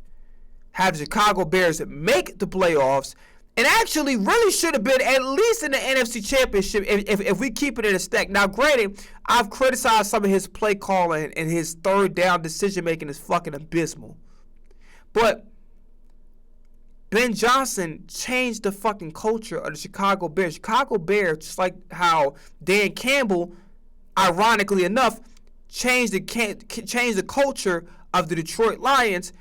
Ben Johnson completely changed. The Chicago Bears job was much more harder and much more impressive to actually elevate the way they did than watching Mike Vrabel coach his team with a bunch of really good free agent additions and on both sides of the ball. So I don't think that Vrabel's coaching was more impressive. I would low-key would rather would have given it to goddamn Sean Payton for having the best Broncos, for the Broncos being the best team out the AFC. But really, Ben Johnson 100% should have been Coach of the Year. This was definitely a snub, and it's not disrespect because I like Vrabel as a coach, always have. But the Bears turnaround was much more impressive than the Patriots turnaround because the Patriots made. I mean, to be honest with you, with the free agent additions on both sides of the ball, if they didn't make the playoffs, you have to be a fucking dog shit coach. Like you have to be completely inept as a coach to not have the roster on both sides of the ball and not at least make the playoffs. And it's not to say that what he's done for with him making the Super Bowl, coming to back to his team on his first year isn't impressive, but it's not nearly as impressive as what Ben Johnson did in Chicago. I'm sorry, that was definitely a snub, 100%. Defensive Rookie of the Year, Carson Schwarzenegger. Okay. Okay. I don't watch Browns games like that, so I'm not gonna comment. Offensive Player of the Year, Jack Smith and Jigba. Arguably could have been a legitimate MVP candidate. I don't know why he wasn't even in the goddamn front running. But look, going to detail about this, right? So first off, Drewski, I like your skits, but you gotta read the motherfucking room. And I talked about when it comes to comedy, right? About reading the room and how important it is. Bro, there's no fucking way in the hell you're at the NFL honors. This is more or less a corporate ran event. You're on national TV with a bunch of kids and people watching. Say Jackson Smith nigga to try to be funny. It just was like, it was poor taste. And it just didn't make any fucking sense. And on top of that, bro, you got an OG up there by them Barry Sanders. Respect the OG, bro. We can't talk. Listen, I don't mind the jokes, but you got to know the time and the place. That wasn't the time or the place. Especially with the kids watching on it. Like, it wasn't a time and a place. And damn sure not in front of an OG as respectable as Barry said. We just got to know we can't talk around OGs the way we talk around our friends. We just can't do it. We got to have a certain respect. You know what I'm saying? Just like when Felicia Rashad came on a Breakfast Club, everybody had to, like, you know, straighten up. Because that's when you're around a real OG, there's an unspoken rule of respect that goes a long way. So I'm gonna be honest with you, Drewski. That just not only was the shit not funny, it was actually poor taste. It was actually tacky as hell. And it's like, you know, I fuck with his skits. I don't think he's the funniest guy in the world. I think he's a tad overrated, but that's a soapbox conversation. But I fuck with your skits. I think that the fame that you've received, you've earned it. You know what I'm saying? You're nice. I think you're a little overrated, but you do what you do it very well. But when it comes to the jokes, not only was the shit not funny, not the time or the place, and not around the OG like Barry Sanders. Like, come on now. Like, you got to be, you know, we talk about respecting our elders and just like that it was poor taste. And I'm just coming from a motherfucker who just, I talk crazy. I curse like a sailor. Y'all already know, man. I'm like probably one of the wildest motherfuckers you'll ever see on the goddamn, on Beyonce internet. But I will never, you know, if I'm at a award show like that, there's a certain way that I'm going to conduct myself. You know what I'm saying? You understand what I'm saying? So it's just like, nah. Assistant coach of the year, Josh McDaniels. Funny thing about him is we're gonna spin the block on his ass. But first off, assistant coach of the year, absolutely the fuck not Josh McDaniels. Should have been Vance Joseph. Vance Joseph made the Denver defense quite arguably the best defense in the NFL. Absolutely the fuck not. Absolutely not. I would even maybe go so far as to say Clint Kubiak. But a Josh McDaniels, fuck no. Fuck no. And again, this is why I can't stand, like, the Vrabel, I love him as a coach. Didn't take nothing away from this season was a success. Even though it didn't end that way, per se, with a Super Bowl win, it was kind of disappointing. This season was a success for Mike Vrabel. McDaniels did his thing, but no. Fuck no. Fuck no. No, hell no. Absolutely the fuck not. Josh McDaniels, oh no. Vance Joseph should have been assistant coach of the year, especially what he did with that Denver defense. It's just motherfuckers playing politics and playing favorites. It's just, no. You know what I'm saying? So now, we're off of the NFL honors. Do I start talking about the Super Bowl or talk about something else first? Yeah, we'll table it. Let's talk about the goddamn Super Bowl, man. Oh, culture news. All right. So,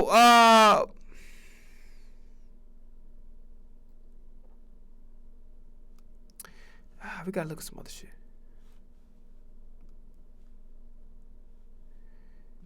Alrighty. So, first off, Clint Kubiak is going to the Raiders. I like the move. You got a young quarterback, and you have Clint Kubiak who, especially how you know, these playoffs, because I didn't really watch a shit ton of, like, Seahawks regular season games, but I can assure you, he knows how to run a damn offense. I think this was a fantastic. I don't know what the fuck they were thinking of wasting a whole goddamn year putting their fans through all that goddamn stress hiring Pete Carroll. That shit was just fucking stupid. So Mike LaFleur, the Rams offensive coordinator, is the next head coach. It's McVay's offense. You know what I can't stand? And it's like, whenever everybody talk about like Matt Nagy and Bieniemy, I would like to see him be a head coach one day. I don't think it's going to happen because his personality just don't mesh well, especially in a modern day, whatever. Like, you really got to be a player's coach, and he just don't see. He too goddamn gritty. You know what I'm saying? He too goddamn hardcore. Pause. You know what I'm saying? But yeah, and then Nathaniel Hackett being the offensive. Oh man, the Arizona, get ready for the motherfucking first pick. Get ready for the. I thought somebody threw some shit at. What the fuck? Oh, I was about to bust somebody's ass. But yeah, let me chill the fuck out. Nathaniel Hackett being an offensive coordinator. Y'all already know what I thought about Nathaniel Hackett. I already spoke about it. He was a bitch. But yeah, moving forward with that, Arizona, get ready for that motherfucking first pick. Matt Ryan, it's all about that Kevin Stefanski. I mean, this is just fucking I'm praying. And then Browns coordinator Tommy Rees will be the offensive coordinator. Man, I am praying, son. I am praying. I'm gonna pray for Penix. Listen, Michael Penix, goddamn Bijan Robinson, Drake London, Kyle Pitts. If you stay on the team next year, we'll see. Y'all in my thoughts and prayers. That's all I gotta say. All right, and if you see some motherfuckers with some goddamn white sheets, just know it's not a representative from Mattress Firm. All right, Baltimore, I like the Jesse Minter hire. I would have preferred somebody of an offensive mind, but the Baltimore is going to stick with their identity of being a defensive-minded team. Declan Dorr is the offensive coordinator who was the Bears' offensive coordinator, even though it's more or less of Ben Johnson's offense. Everybody keep doing these disciples and all that other shit. And Anthony Weaver is the defensive coordinator for I'm surprised Jesse Minter isn't calling the plays because he's good at it. Joe Brady, I talked about it already. Very good hire. Makes all the sense in the world for him to be the Bills head coach. All the sense in the world. Broncos senior offensive bullshit ass title, Pete Carmichael Jr. as offensive coordinator. Jim Leonard. It was a point in time that I wanted to be a Badger. All right, and I watched T.J. Edwards. I watched T.J. Watt. Man, I watched Melvin Gordon. I watched some bad motor scooters over there. And I'm telling you right now, Jim Leonard, the real motherfucking deal. Because I'm about to be like, what the hell Jim Leonard doing? Because I'm mad confused because he was a bad motherfucker over in Wisconsin. So I'm thinking like, oh shit, like, Philly, go give him a call. And it turns out he's going to be defensive coordinator for the Bills. That defense finally going to get right 100%. I don't know why motherfuckers had a problem with Todd Monken being the Cleveland head coach. I thought he was a solid coordinator. I thought he was on some savage shit. I ain't gonna lie. I was surprised Jim Schwartz went back to the goddamn Browns because I'm like, after the motherfucker head coach was like, yo, nigga, you either coming or not, motherfucker. I'm not listening. You ain't my bitch. I ain't court you, motherfucker. You gonna be here, great. If you're not, motherfucker, kick rocks with an open toe shoe. Fuck you talking about, nigga. Kick rock with some goddamn flip flops on, bitch. Like, you gonna be here or not, nigga. I ain't worried about what the fuck you got. Listen, come on now. I'll find somebody else. So I was a problem, man. I ain't gonna lie to you. Jim Schwartz, I would have never took that out there. I would never play with that nigga. Fuck out of here. He'd be like, yeah, well, if you remember goddamn motherfucker, remember the Titans, he'd be like, well, work under you. If that's the way you see it. Good night, coach. That's how I would have been like, fuck out of here. I would have hung that motherfucker phone, get that nigga the dial tone. Fuck out of here. Give my ass a kiss. Jonathan Gannon, good luck. The Packers defense gonna be they gonna be some shit. They gonna be some backed up shit. That motherfucker that you goddamn gotta sit up there in a hot ass bathroom. Like, you know how goddamn when it be 90 degrees outside and it be hot in the motherfucking bathroom, you stop with the goddamn toilet, you gotta sit up there and you can't go to the motherfucking way to the goddamn toilet is clean. They stopped there. Oh, it's gonna be one of those, man. The Packers defense gonna be some shit. Speaking of Packers, I was very surprised. Because Michael Parsons was talking hella shit. He was like, man, the touch push and all. So this month, let me tell you something right now. Fuck the podcast and shit, dog. I know you want to be in the entertainment business, which is why you're doing the podcast a lot. You need to be a motherfucking actor. You need to be on Broadway, nigga. Because that was the best acting out of this goddamn scene.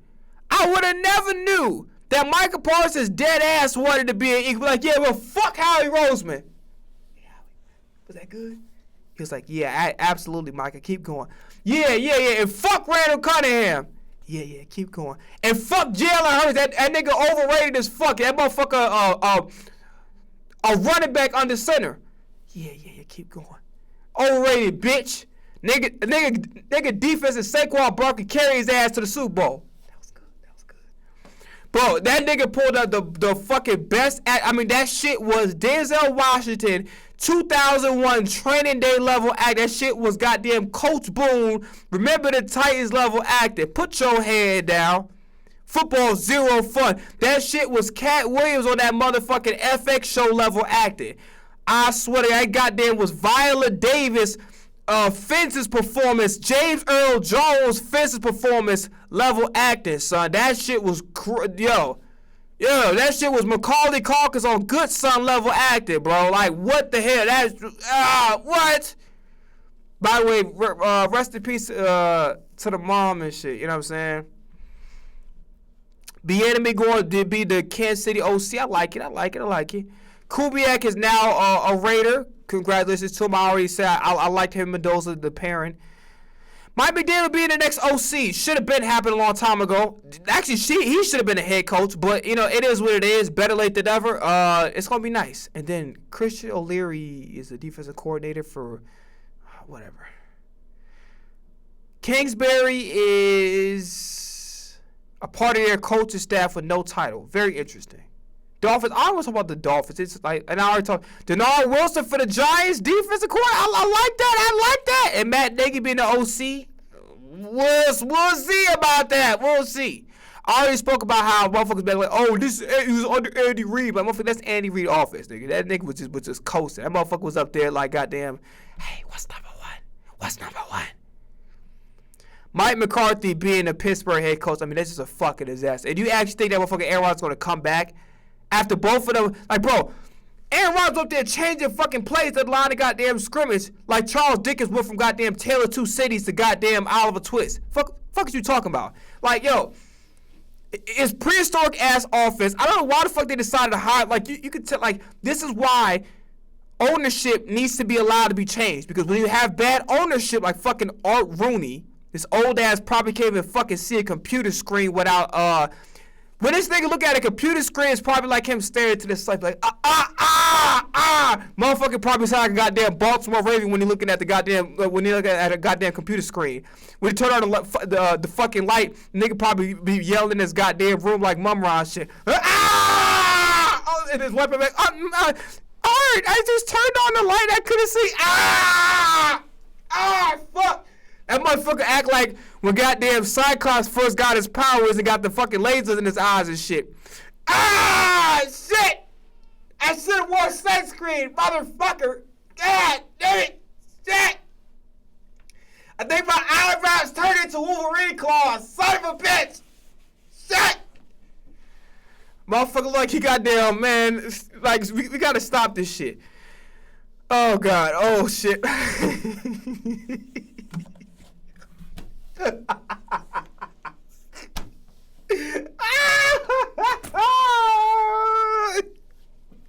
Okay, the Raiders defensive coordinator is the Steelers. I don't know how the fuck that's going to help them at all. I really don't. And then the Vikings passing game coordinator then the Pittsburgh, y'all motherfuckers get ready for the second pick. And motherfucking goddamn Atlanta gonna get the first pick. Y'all niggas gonna get the second. Prepare, motherfucker. Y'all listen. Y'all, you know what I'm saying, start looking at whoever the fuck coming up in this draft. Maybe y'all want to pick Archie Manning. I don't know, but Pittsburgh, get ready for a top 5 pick next year, bro. Philadelphia, we got to talk a lot about what's going to happen. So, I'm about to say Shane Steichen. So,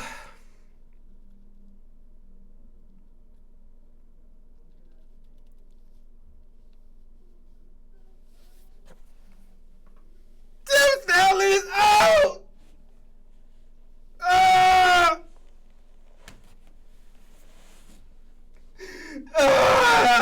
They pushed them out. He's an older guy. They pushed them out. They didn't even open the door and let him walk through. They shoved him down the flight of stairs.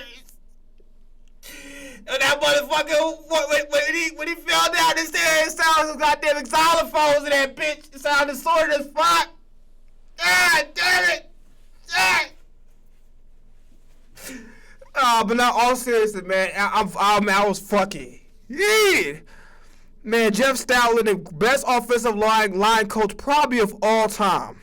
Fuck the modern game of all time. So here's what happened.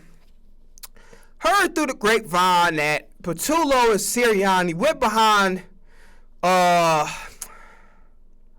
keep wanting to say Shane Steichen. Went behind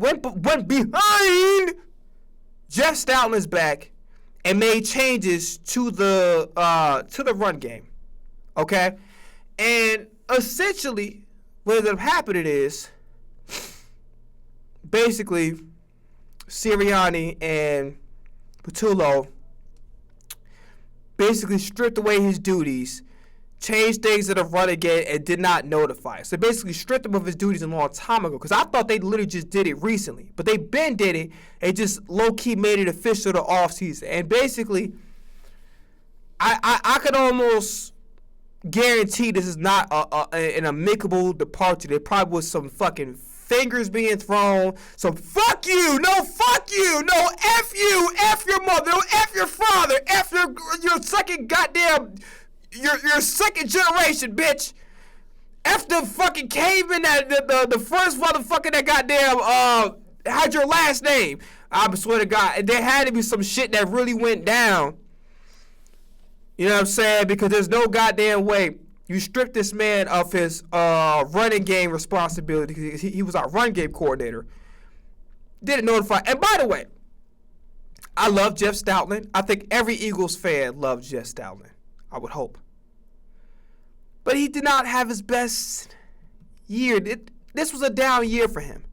The offensive line played bad, and the running game was not great. So, you know, like as far as like his performance job-wise, it wasn't great. And I love Jeff Stoutland, but I can admit he did a bad job this year. Okay? Being a run game coordinator is a bad job, and he did a bad job because this offensive line was fucking terrible this year. Right? Not obviously all his fault. Injuries, and sometimes the players didn't play up to par. Cam Jurgens had his worst year of his career. So did Jordan. So pretty much all these guys. Okay? Tyler Steen was meh. We didn't need meh. We needed really good. Especially you play with this offensive line. You got guys who've been here long enough and can help. You got all pros all over this offensive line. Meh is not good enough. Okay is not good enough. Okay? So, this was not an amicable departure whatsoever. So Sean Mannion, Packers quarterback coach, former NFL quarterback, is now our offensive coordinator. So we're through all of this bullshit, motherfuckers backing out. I swear to God, y'all remember the Dennis the Menace scene when they was up there calling babysitters and shit for motherfucking Dennis the Menace, and they had to go back to motherfucking Mr. Wilson and shit. And then both of the parents looked at each other like, and then they had this goddamn song in the background, whatever. It was like, you call. That's probably how Howie and motherfucking Lurie was in that goddamn office, or Howie and motherfucking Nick Sirianni was in that office calling for offensive coordinators, bro. Because that shit, it was bad. They looked like, everybody looked at it, was like, nope. I'm like, what? You know what I'm saying? So it was crazy, but I'm not going to lie to you. There's a lot of people say he's a genius. He got photographic memory. Like, motherfucker, we're not having him as a fucking CIA informant. He's supposed to be an offensive coordinator. You can memorize the motherfucking periodic table. We don't give a fuck. Can you call plays? He'd be like, yeah, I remember all 32 systems. I think Seattle runs a run and gun system, and defense, they run a 3-4. Nigga, we don't give a fuck about that. Can you call plays? All right, so I know how the story goes. Young coach, inexperience. You are going to what's the fuck you call it? You need somebody to be able to. Sirianni can't be out the picture completely. He has to have some influence over the offense, and most motherfuckers probably was not going for that shit. They wanted a complete revamp of the system to be 100% theirs, and I'm guessing it wasn't going to be like that. So, They finally got a young guy inexperienced, so they can kind of do what the fuck they want with. So I know how the story goes, okay? And everybody said, well, Andy Reid was a Green Bay quarterback. Look what, not everybody motherfucking Andy Reid. Andy Reid's a fucking generational talent, all right? It is what it is. But bottom line is this. He's a fucking once-in-a-lifetime generational coach. But bottom line is this. I know how the story goes already. They need a young guy to be a puppet, preferably with no goddamn experience. Now, there are a little bit of eye-openers. Sean Mannion actually did not want Jeff Stoutland to really be a part of the staff, especially when it comes to the run game. They hired the tight ends coach for Green Bay. What is his name?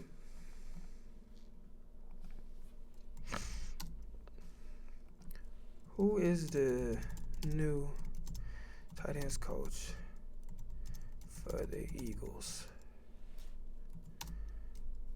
So they hired Ryan Mahaffey. That's a funny ass name. Ryan Mahaffey as the run game coordinator, the brand new run game coordinator, and the tight ends coach. So I like the idea of the tight ends coach because you saw what happened with motherfucking Tucker Kraft. That dude was hooping, bowling. But nah, on the real shit, he was open. So I like the idea of being a tight ends coach, but I feel like Sean Mannion was gonna do what the fuck he but. They're giving him, which didn't really happen with our other coordinators, they're giving him a lot of control of the staff, which is interesting. And they hired Josh Gizzard, who was the offensive coordinator for the Buccaneers. And I actually low-key like this move. They hired him as the pass game coordinator. Kind of to help Sean Mannion because he's never called plays before, so give him that experience. So I like the hire. But he's rearranged his staff, and then they hired some fucking terrible ass offensive lineman coach. I think the guy's name. Who is the new offensive line coach for the Eagles? Offensive line coach for the Eagles. So Chris Cooper was the offensive line coach for Minnesota, and we all saw how the fucking offensive line was for Minnesota. So, nigga, this is like the equivalent of motherfucking trading a goddamn PS5 for a pack of great value spaghetti noodles that are uncooked. Like, this shit is not even like, bro, this not even fucking down. This is like through the core of the goddamn earth. This is worse than a downgrade. I don't like this hire at all, but it's definitely Sean Mannion's fingerprints. Like, fucking no. What's the best for the guy? If I'm wrong, great. If not, then it is what it is. But nah, I'm not. I ain't feeling this high. I ain't gonna lie to you. Who else I want to talk about? So Dable's the offensive coordinator now, and Gus Bradley. He's the defensive coordinator for the Titans.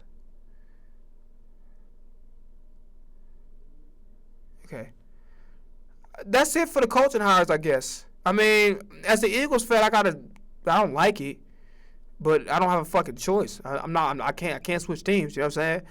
All right, let us talk about Super Bowl first and foremost, all right? So now, 29-13, Seattle is your Super Bowl champions for the 2025-2026 season. I would clap for that, but they the wrong motherfucking birds. I support the Eagles, not the Seahawks. Especially because some of y'all fans were talking mad crazy before all last year. When we never even picked with y'all. Y'all up there fucking with Eagles, and we never said nothing bad about y'all. For what? But yeah, moving forward. So, let's talk about this game. By the way, I want to mention a caveat real quick, okay? And this is the honest to God's truth. I wasn't thrilled to hear, and by the way, I don't have a personal vendetta against Bad Bunny. I don't dislike Bad Bunny. I'm just not a fan of his music. I'm not a fan of music like that in general, right? But this what we got to do. We got to stop talking about because I didn't like the halftime performance, I'm a racist. Or because I wasn't thrilled about motherfucking Bad Bunny being on the goddamn, what's the name? I'm racist. No, bitch. I like. How about I don't really like his type of music? How about maybe I just wanted somebody else to perform? Maybe I just wanted somebody that speak the same language. You know what I'm saying? And it's nothing disrespectful to the guy. I thought his Graves piece was outstanding. I don't know the guy personally, but you know, I don't have a personal vendetta. I'm not big on his music like that. I wasn't thrilled that Bad Bunny was at the motherfucker. I'm sorry. And yeah, he spoke some unity. He brought people together by, mentioning all of the Americas, including South America, because a lot of motherfuckers were saying, we need an America, even though technically Puerto Rico is an America, okay? Regardless of it's a territory. No, it's America. It's a part of America. Puerto Rico is a part of America. The U.S. Virgin Islands and its territories, they are part of America, okay? So it's a very ignorant thing to say otherwise, but they're part of America. But here's the thing. It is not...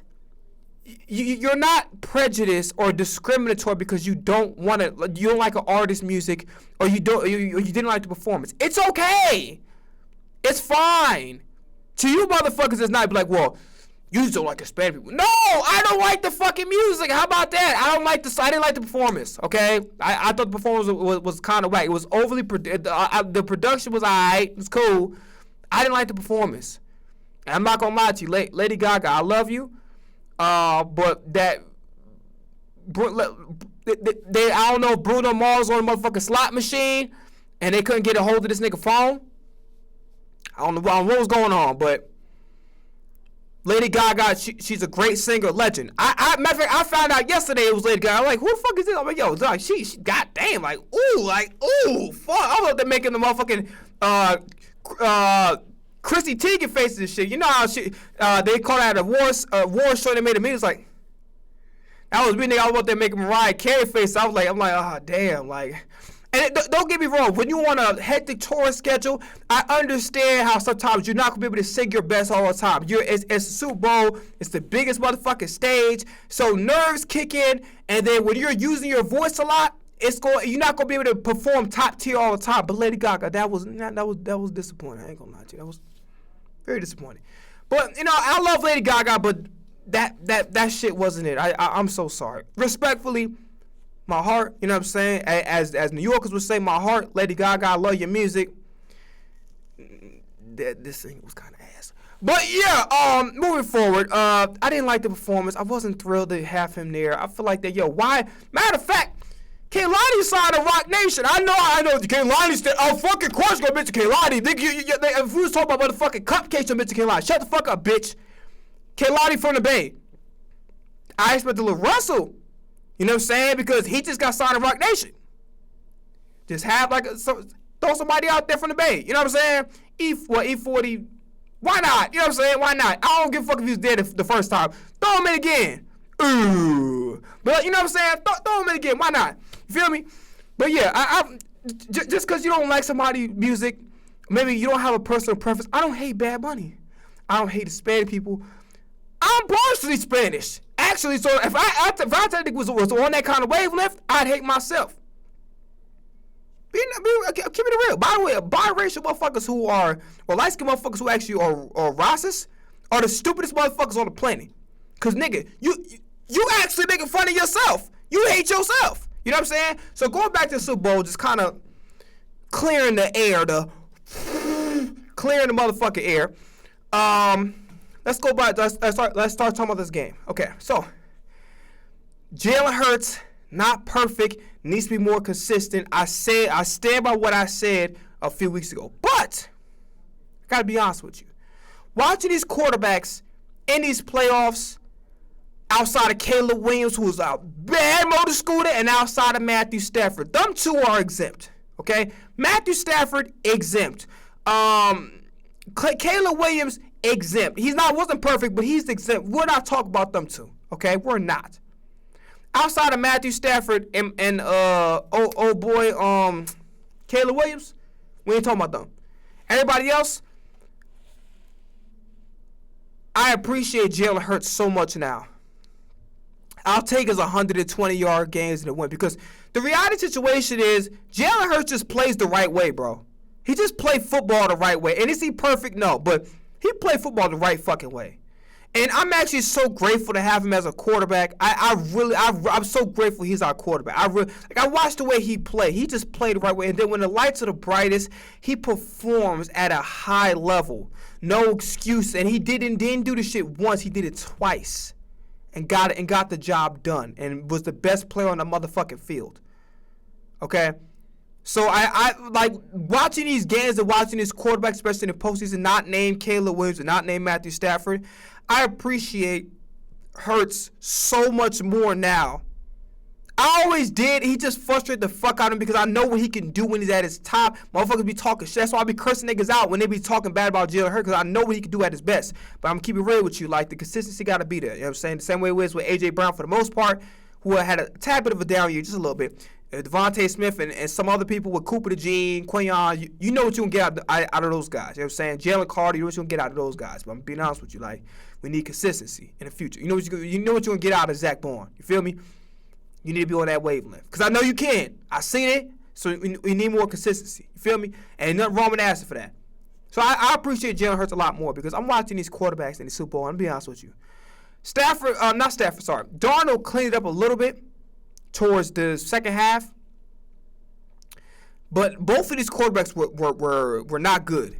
Neither one of them. I'm being honest. Darnold cleaned it up in the second half somewhat. But neither one of these quarterbacks were good. Neither one of these quarterbacks were really great against the pressure. A lot of error throws. Wasn't great quarterback play from either of the guys overall. I have to admit, and this is the honest to God's truth. First and foremost, I was wrong, and as a man and as somebody on this channel, I'm not going to be like, oh, I'm wrong, and just say, yeah, now what? Yeah. Nah, I'm not like that. If I'm wrong, motherfucker, I'm going to say, yo, I was wrong. My head was thinking, like, yo, I'm thinking about football in terms of matchups. Patriots got too many weapons, okay? So they got two running backs who can run and catch out the backfield. They got DeMario Douglas, Mac Hollins, Hunter Henry. They even had Hooper back, which I didn't realize that they actually did. Stephon Diggs.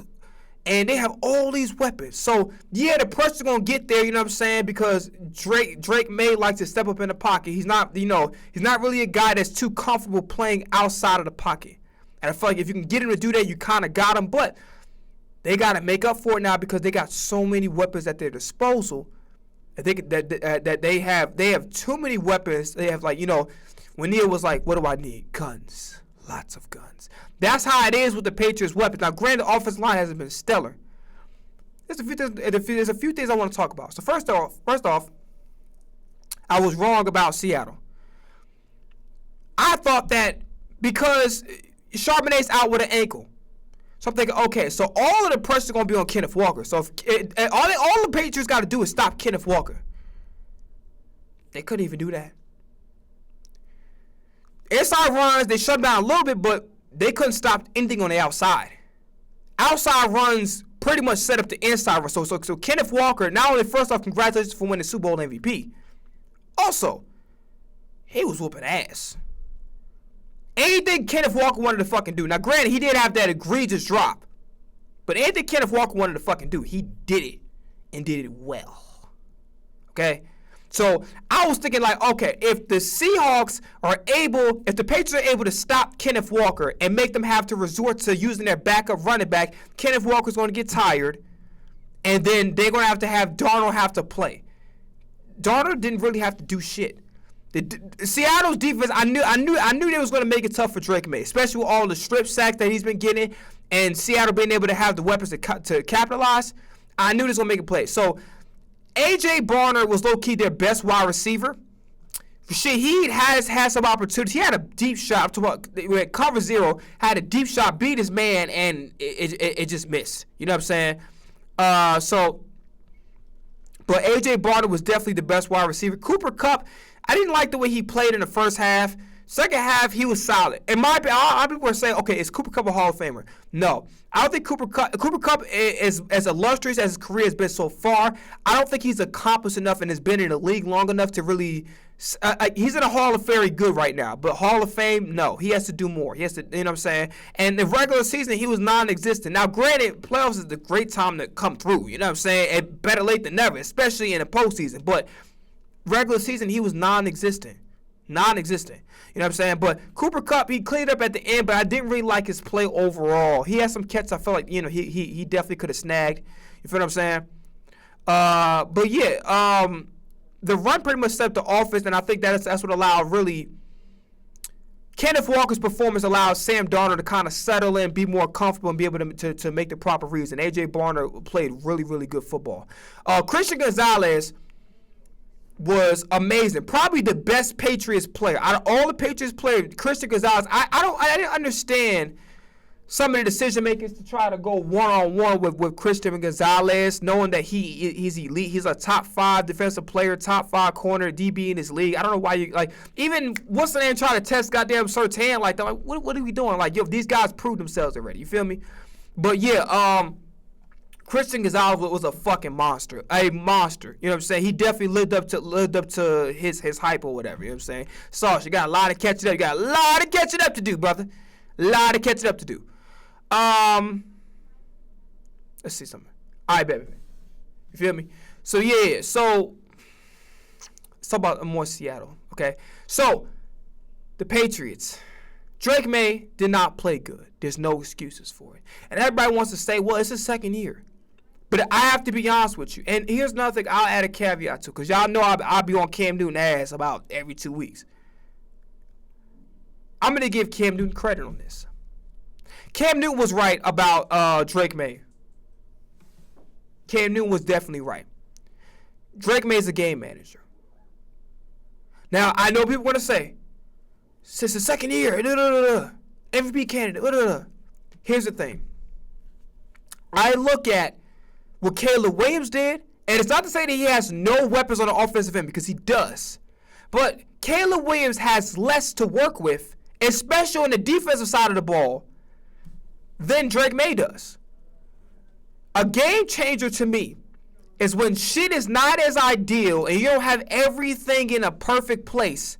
How do you elevate the team when shit is awry and all the girls can be, help, there's a fire in the house, help, The quarterback gotta be like, all right, get downstairs, everybody get downstairs. Gotta have a goddamn AK-47 in his hand and shit. Get downstairs, everybody get out. Get out. I'm about to shoot me. You know what I'm saying? Basically, this is what I'm saying. In the line of fire, when shit is going awry, game changers know how to take the situation that, oh shit is not necessarily as ideal. It's not perfect. They rise above it. Now, Cam Newton called Caleb Williams a game manager, and it's not true. He's actually a game changer. He's just an underdeveloped game changer right now. He's a developing game changer right now, but he's a game changer. But I saw with Caleb Williams, which is why I can't necessarily excuse Drake May. I'm not going to be too hard on him because to get to the Super Bowl is impressive. But Cam Newton is right. Because in a situation where things ain't going awry, I need you to elevate the team and not be the reason or part of the reason why your team doesn't get over the hump. Now, we will talk about why it's not completely Drake May's fault, but I can't give him the excuse for playing bad when Caleb Williams has less to work with, especially on the defensive side of the ball, and we saw what he was able to do. Was he mistake-free? No, but when it came time to put that motherfucking team on his back, when shit wasn't necessarily as ideal, he came through for the team, no questions asked. So I can't then go say to you, who has more weapons to work with on both sides of the ball, especially on the defensive side of the ball, that help you, that you can't go elevate the team. This loss is about 25% on Drake May. I'm going to say 75% of this shit is on the fake-ass defensive assistant coach of the year, who it really should have went to Vance Joseph. But it damn sure shouldn't have went to motherfucking Josh McDaniels. And this game proved it. Explain to me this. Riddle me this. You got 2 running backs who can run and catch the football. That's a lot more than most teams. Most teams don't have good. You have 2 good running backs. For the life of me, I don't understand why Trayvon Henderson, who, strangely enough, he ended up having the last reception of the game.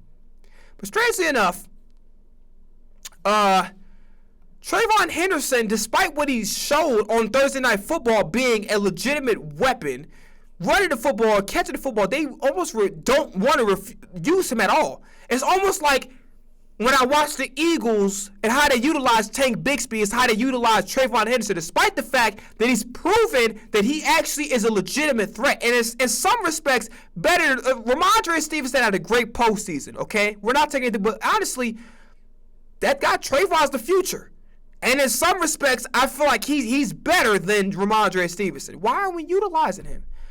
Okay? Why we got guys, they're playing zone. Why do we got running backs just sitting? How to move? Josh McDaniels, you're supposed to be this great offensive mastermind, this guru. Where the fuck are the shallow crosses? Where the quick slants? Where the RPO game? With him and Drake, because Drake make it scramble. Where's the RPO?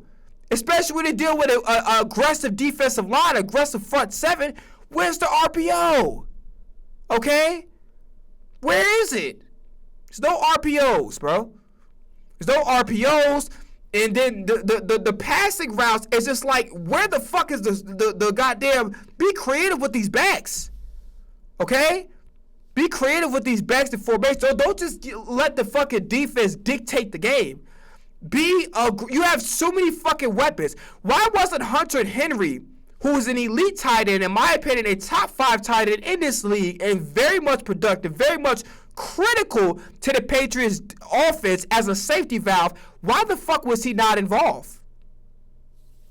Why was he not involved?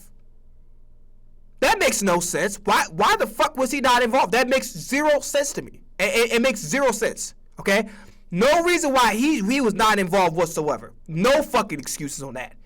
Stephon Diggs, I know you like Boutte, you know what I'm saying? I know that you like motherfucking Mac Hollins, and you like Demario Douglas, and you know, you got a lot of weapons at your disposal, but there's no fucking way in the hell. I don't give a fuck. Listen, Stephon Diggs is still a number 1 wide receiver, and he proved it on multiple occasions this year. I don't give a fuck if the house is on fire. I don't give a shit. Bro, let's just say I'm with the 49ers, right?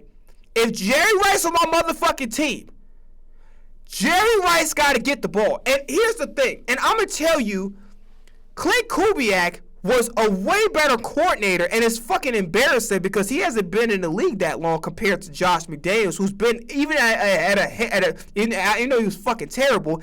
He's even had a head coach position, so you have all this fucking experience, right? More experience than even the fucking defensive coordinator now turned head coach and Mike McDonald. And you're telling me you can't utilize all these receivers at your disposal? Yes, the offensive line played bad, which we'll talk about in a few seconds. Just hold on to that thought. Hold your horses.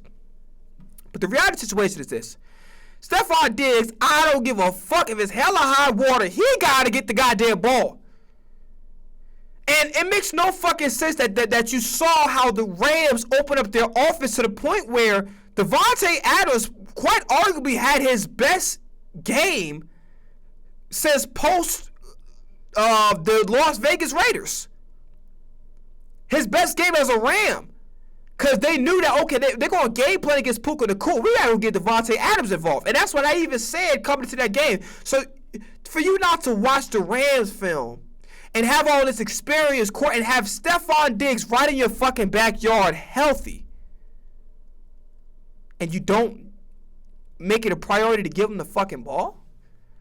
To move him around and get creative with this offense with all these fucking weapons at your disposal, to ignore Hunter Henry, not giving him enough targets for my liking, and certainly not involving, because listen, I know you gotta like McHouse and all, I know, these guys can play, but when push come to shove, Stephon Diggs is your number 1. Give him the motherfucking football. There's no excuse. Give him the motherfucking football. Okay? There's too many fucking weapons at your disposal, and Josh McDaniels has too much fucking experience to be calling plays like the way Clint Kubiak was utilizing A.J. Barner, motherfucking Cooper Kupp, Jack Smith-Njigba in some respects. Only Rashid Shaheed. He was using the receivers the same fucking way that the Rams used their receivers, the same way that fucking Josh McDaniels should have used his receivers, because he has the receivers, regardless of the offensive line not being up to par. He has the receivers. The offensive line played like shit. And Will Campbell, I don't normally call people bust in their first year. I think it's unfair. You just got to the league. you know, you got to get your feet wet. I'm going to be honest, you have showed me fucking nothing. And the worst part was you had a false start and got put in your ass. I mean, it was literally like, motherfucker, I swear to God, it was like watching a fucking seesaw. It's bad enough you get a penalty. So, you had no discipline with the penalties, but you get your ass on practically every play. You get your ass off a play that you knew you did a false start on. That's fucking crazy. The motherfucker look like a goddamn roach when you try to kill it, but you really did it, and then you turn that motherfucker on his back and shit, and it's looking like this, and he start moving his legs. That was Will Campbell, nigga. That Will Campbell was like a fucking roach-infested apartment. Nigga was like on his back is. What the fuck was that? Will Campbell. I don't call people bust. I think it's unfair to do it, but I'm gonna be honest with you. You just might be a bust. Your diet needs to change. Your workout plan, if you even fucking have one, needs to change. You need to be in a motherfucking lab all day long next year. Because I'm going to be honest with you, you look like a bust. And then it was like, came out that he was dealing with an injury. No. You've been looking like that your whole fucking career. Well, Campbell, I don't normally call people bust, but I'm going to be honest with you. You're on my watch list. You're on my watch list. 100% you're on my watch list. Okay? 100% on my watch list. Will Campbell, you better get your motherfucking shit together. Cause you play the quarterback's blind side. You better get your motherfucking shit together, bro. For real. Real shit. Get your shit together. By the way, Seattle punter was on one. They kicked the line drive, and that motherfucker was still a good point. He was on one. Craig Wilson actually played pretty good for the Patriots. You know what I'm saying? He was another guy that was good. Milt Williams got a sack. You know what I'm saying? Spillane almost came through with an interception, I believe. Let's talk about this. Josh Jobe. I got love for you because you played for Philly, but what the fuck you did, I don't know if it was Jackson when you did that goddamn shove. That was dirty as fuck. I ain't gonna hold you. I wasn't feeling that. You know what I'm saying? I got love for you because you played for Philly, but that was some dirty ass shit that you did. You know what I'm saying? I ain't rolling like that. You feel me? Byron Murphy was a fucking monster. A monster. 100%. Byron Murphy was a monster, for sure. Julian Love, Julian Love's really, really good. Yeah. Like, I don't think he gets enough conversation for how good of a player he is. He's really good, dog. Like, I'm not gonna lie. I gotta give that man his credit. Uchenna Nwasu, number 7, he was really good too. Them DB blitzes, man, was whooping both of these quarterbacks' ass, 100%. But yeah, that's all. I mean, it really was a straightforward ass game. It's kind of a snooze fest, but it is what it is. But it makes you appreciate Jalen Hurts more. Now, last topic we're gonna go to, because a lot of people have a problem with Tom Brady, and I'm gonna mention one of them right now. Asante Samuel's age. Asante Samuel, I gotta get in your ass. Because you said some shit that really didn't make no motherfucking sense at all. And I'm going to. So here's the thing, right? People really getting all bent out of fucking shape about Tom Brady. Now, granted, maybe it was a little disappointing that maybe Tom Brady didn't pick the Patriots to win, right? But then again, one, does it really fucking matter? Whose lives changed as a result of him making a pick? Absolutely fucking nobody, okay? So that's bad enough. And then on top of that, right, the fuck? He's with the Raiders. He's aligned with the team. So with him remaining neutral is probably out of respect to the fact that he's part owner of the Raiders. You know what I'm saying? So I didn't like that. I ain't gonna lie to you. So Asante Samuel decided to come out of the fucking woodworks, whatever. And I ain't gonna lie to you. I'll make a very, very quick point. I'm gonna tell you what ruined the modern athlete: social media and the internet. The internet and social media ruined the modern athlete because instead of the modern athlete focus on what the fuck they're supposed to be focusing on, which is on becoming a better player and a teammate, they focus on shit that they shouldn't even be. They should not give a fuck about what a reporter got to say about them. They should not give a fuck what a fan social media got to say about them. Fans heckle. That's what the fuck they do. And it's made these athletes sensitive as fuck. And that's what, and they can't take tough coaching. They can't take tough criticism because they are chronically fucking online all day. Every motherfucker and their mama want to do a podcast. Unless you're Patrick Surtain, Travis Kelce, or motherfucking Jason Kelce, get your motherfucking ass off a goddamn podcast. You have not done enough. Motherfucker, you're barely on a motherfucking 53-man roster. Why the fuck is you doing a goddamn podcast? That's why your ass about to be in fucking free agency again. You about to be cut because you working on your motherfucking talk show career. You goddamn Tyra Banks or motherfucking Jennifer Hudson or Dr. Phil or motherfucking Montel Williams. So working on your motherfucking skills as a goddamn football player. But honestly, it's ruined legacies. So Hall of Fame players just open their mouth and say stupid ass shit like what Asante Samuel said. And we're just gonna go over these little stupid ass tweets. Brady, you can't be the only one winning Super Bowls. Let me find out you hating on Drake, May, and Vrabel. What the fuck are you? What it got to do? It got nothing to do with anything. What the fuck? It's nothing to do with it. It's just a stupid ass shit. I don't have a dog in this fight. Okay, and what the fuck I do with you? Not what I wanted to hear. Who gives a fuck? You're a grown ass man, and so is you. The fuck? Brady knows how I get out. This ain't nothing new to him. He don't have to acknowledge you. I wouldn't have said a fucking word to you. I'm glad he did it. Brady, you what the fuck else he said? He has a board out there with tweets. He has some more tweets. He has some more tweets. See the images. Yeah. Tom, you have 23 hours to respond or what's up. You don't fucking nobody to him, nigga. Why the fuck would he respond to you? I would never say anything to you. I'm going ape shit about who you are. That's not gonna fucking work. It's not gonna work. Tom Brady do name flaw as Brady. Bro! What the fuck your 5-year-old nephew made that shit? Fuck out of here. Brady, whatever. Tom Brady, and I mean highly. This makes no fucking sense. Read the room. That's why your old ass don't belong on social media, bro. Read the fucking room. Social media, like in real life, I'd be like, I'll repeat myself. Repeating yourself, I mean highly. Just say I am highly disappointed and leave the shit at that. Why the fuck you gotta do that shit twice? Like, what the fuck? Is there a goddamn echo in the room, nigga? Are we in goddamn Bruce Wayne's Batcave? What the fuck is this? And you not rooting for your ex-teammate Mike Vrabel about to do something special. That's not guaranteed. Like, what the fuck you expect the Seahawks to just fucking lay down because that was your former team? Not gonna happen. I'm gonna fire your ass up one of these mornings. Tag Tom Brady, I'm on his ass. He don't give a fuck, and I personally wouldn't give a fuck either. But I want to share some important information with y'all.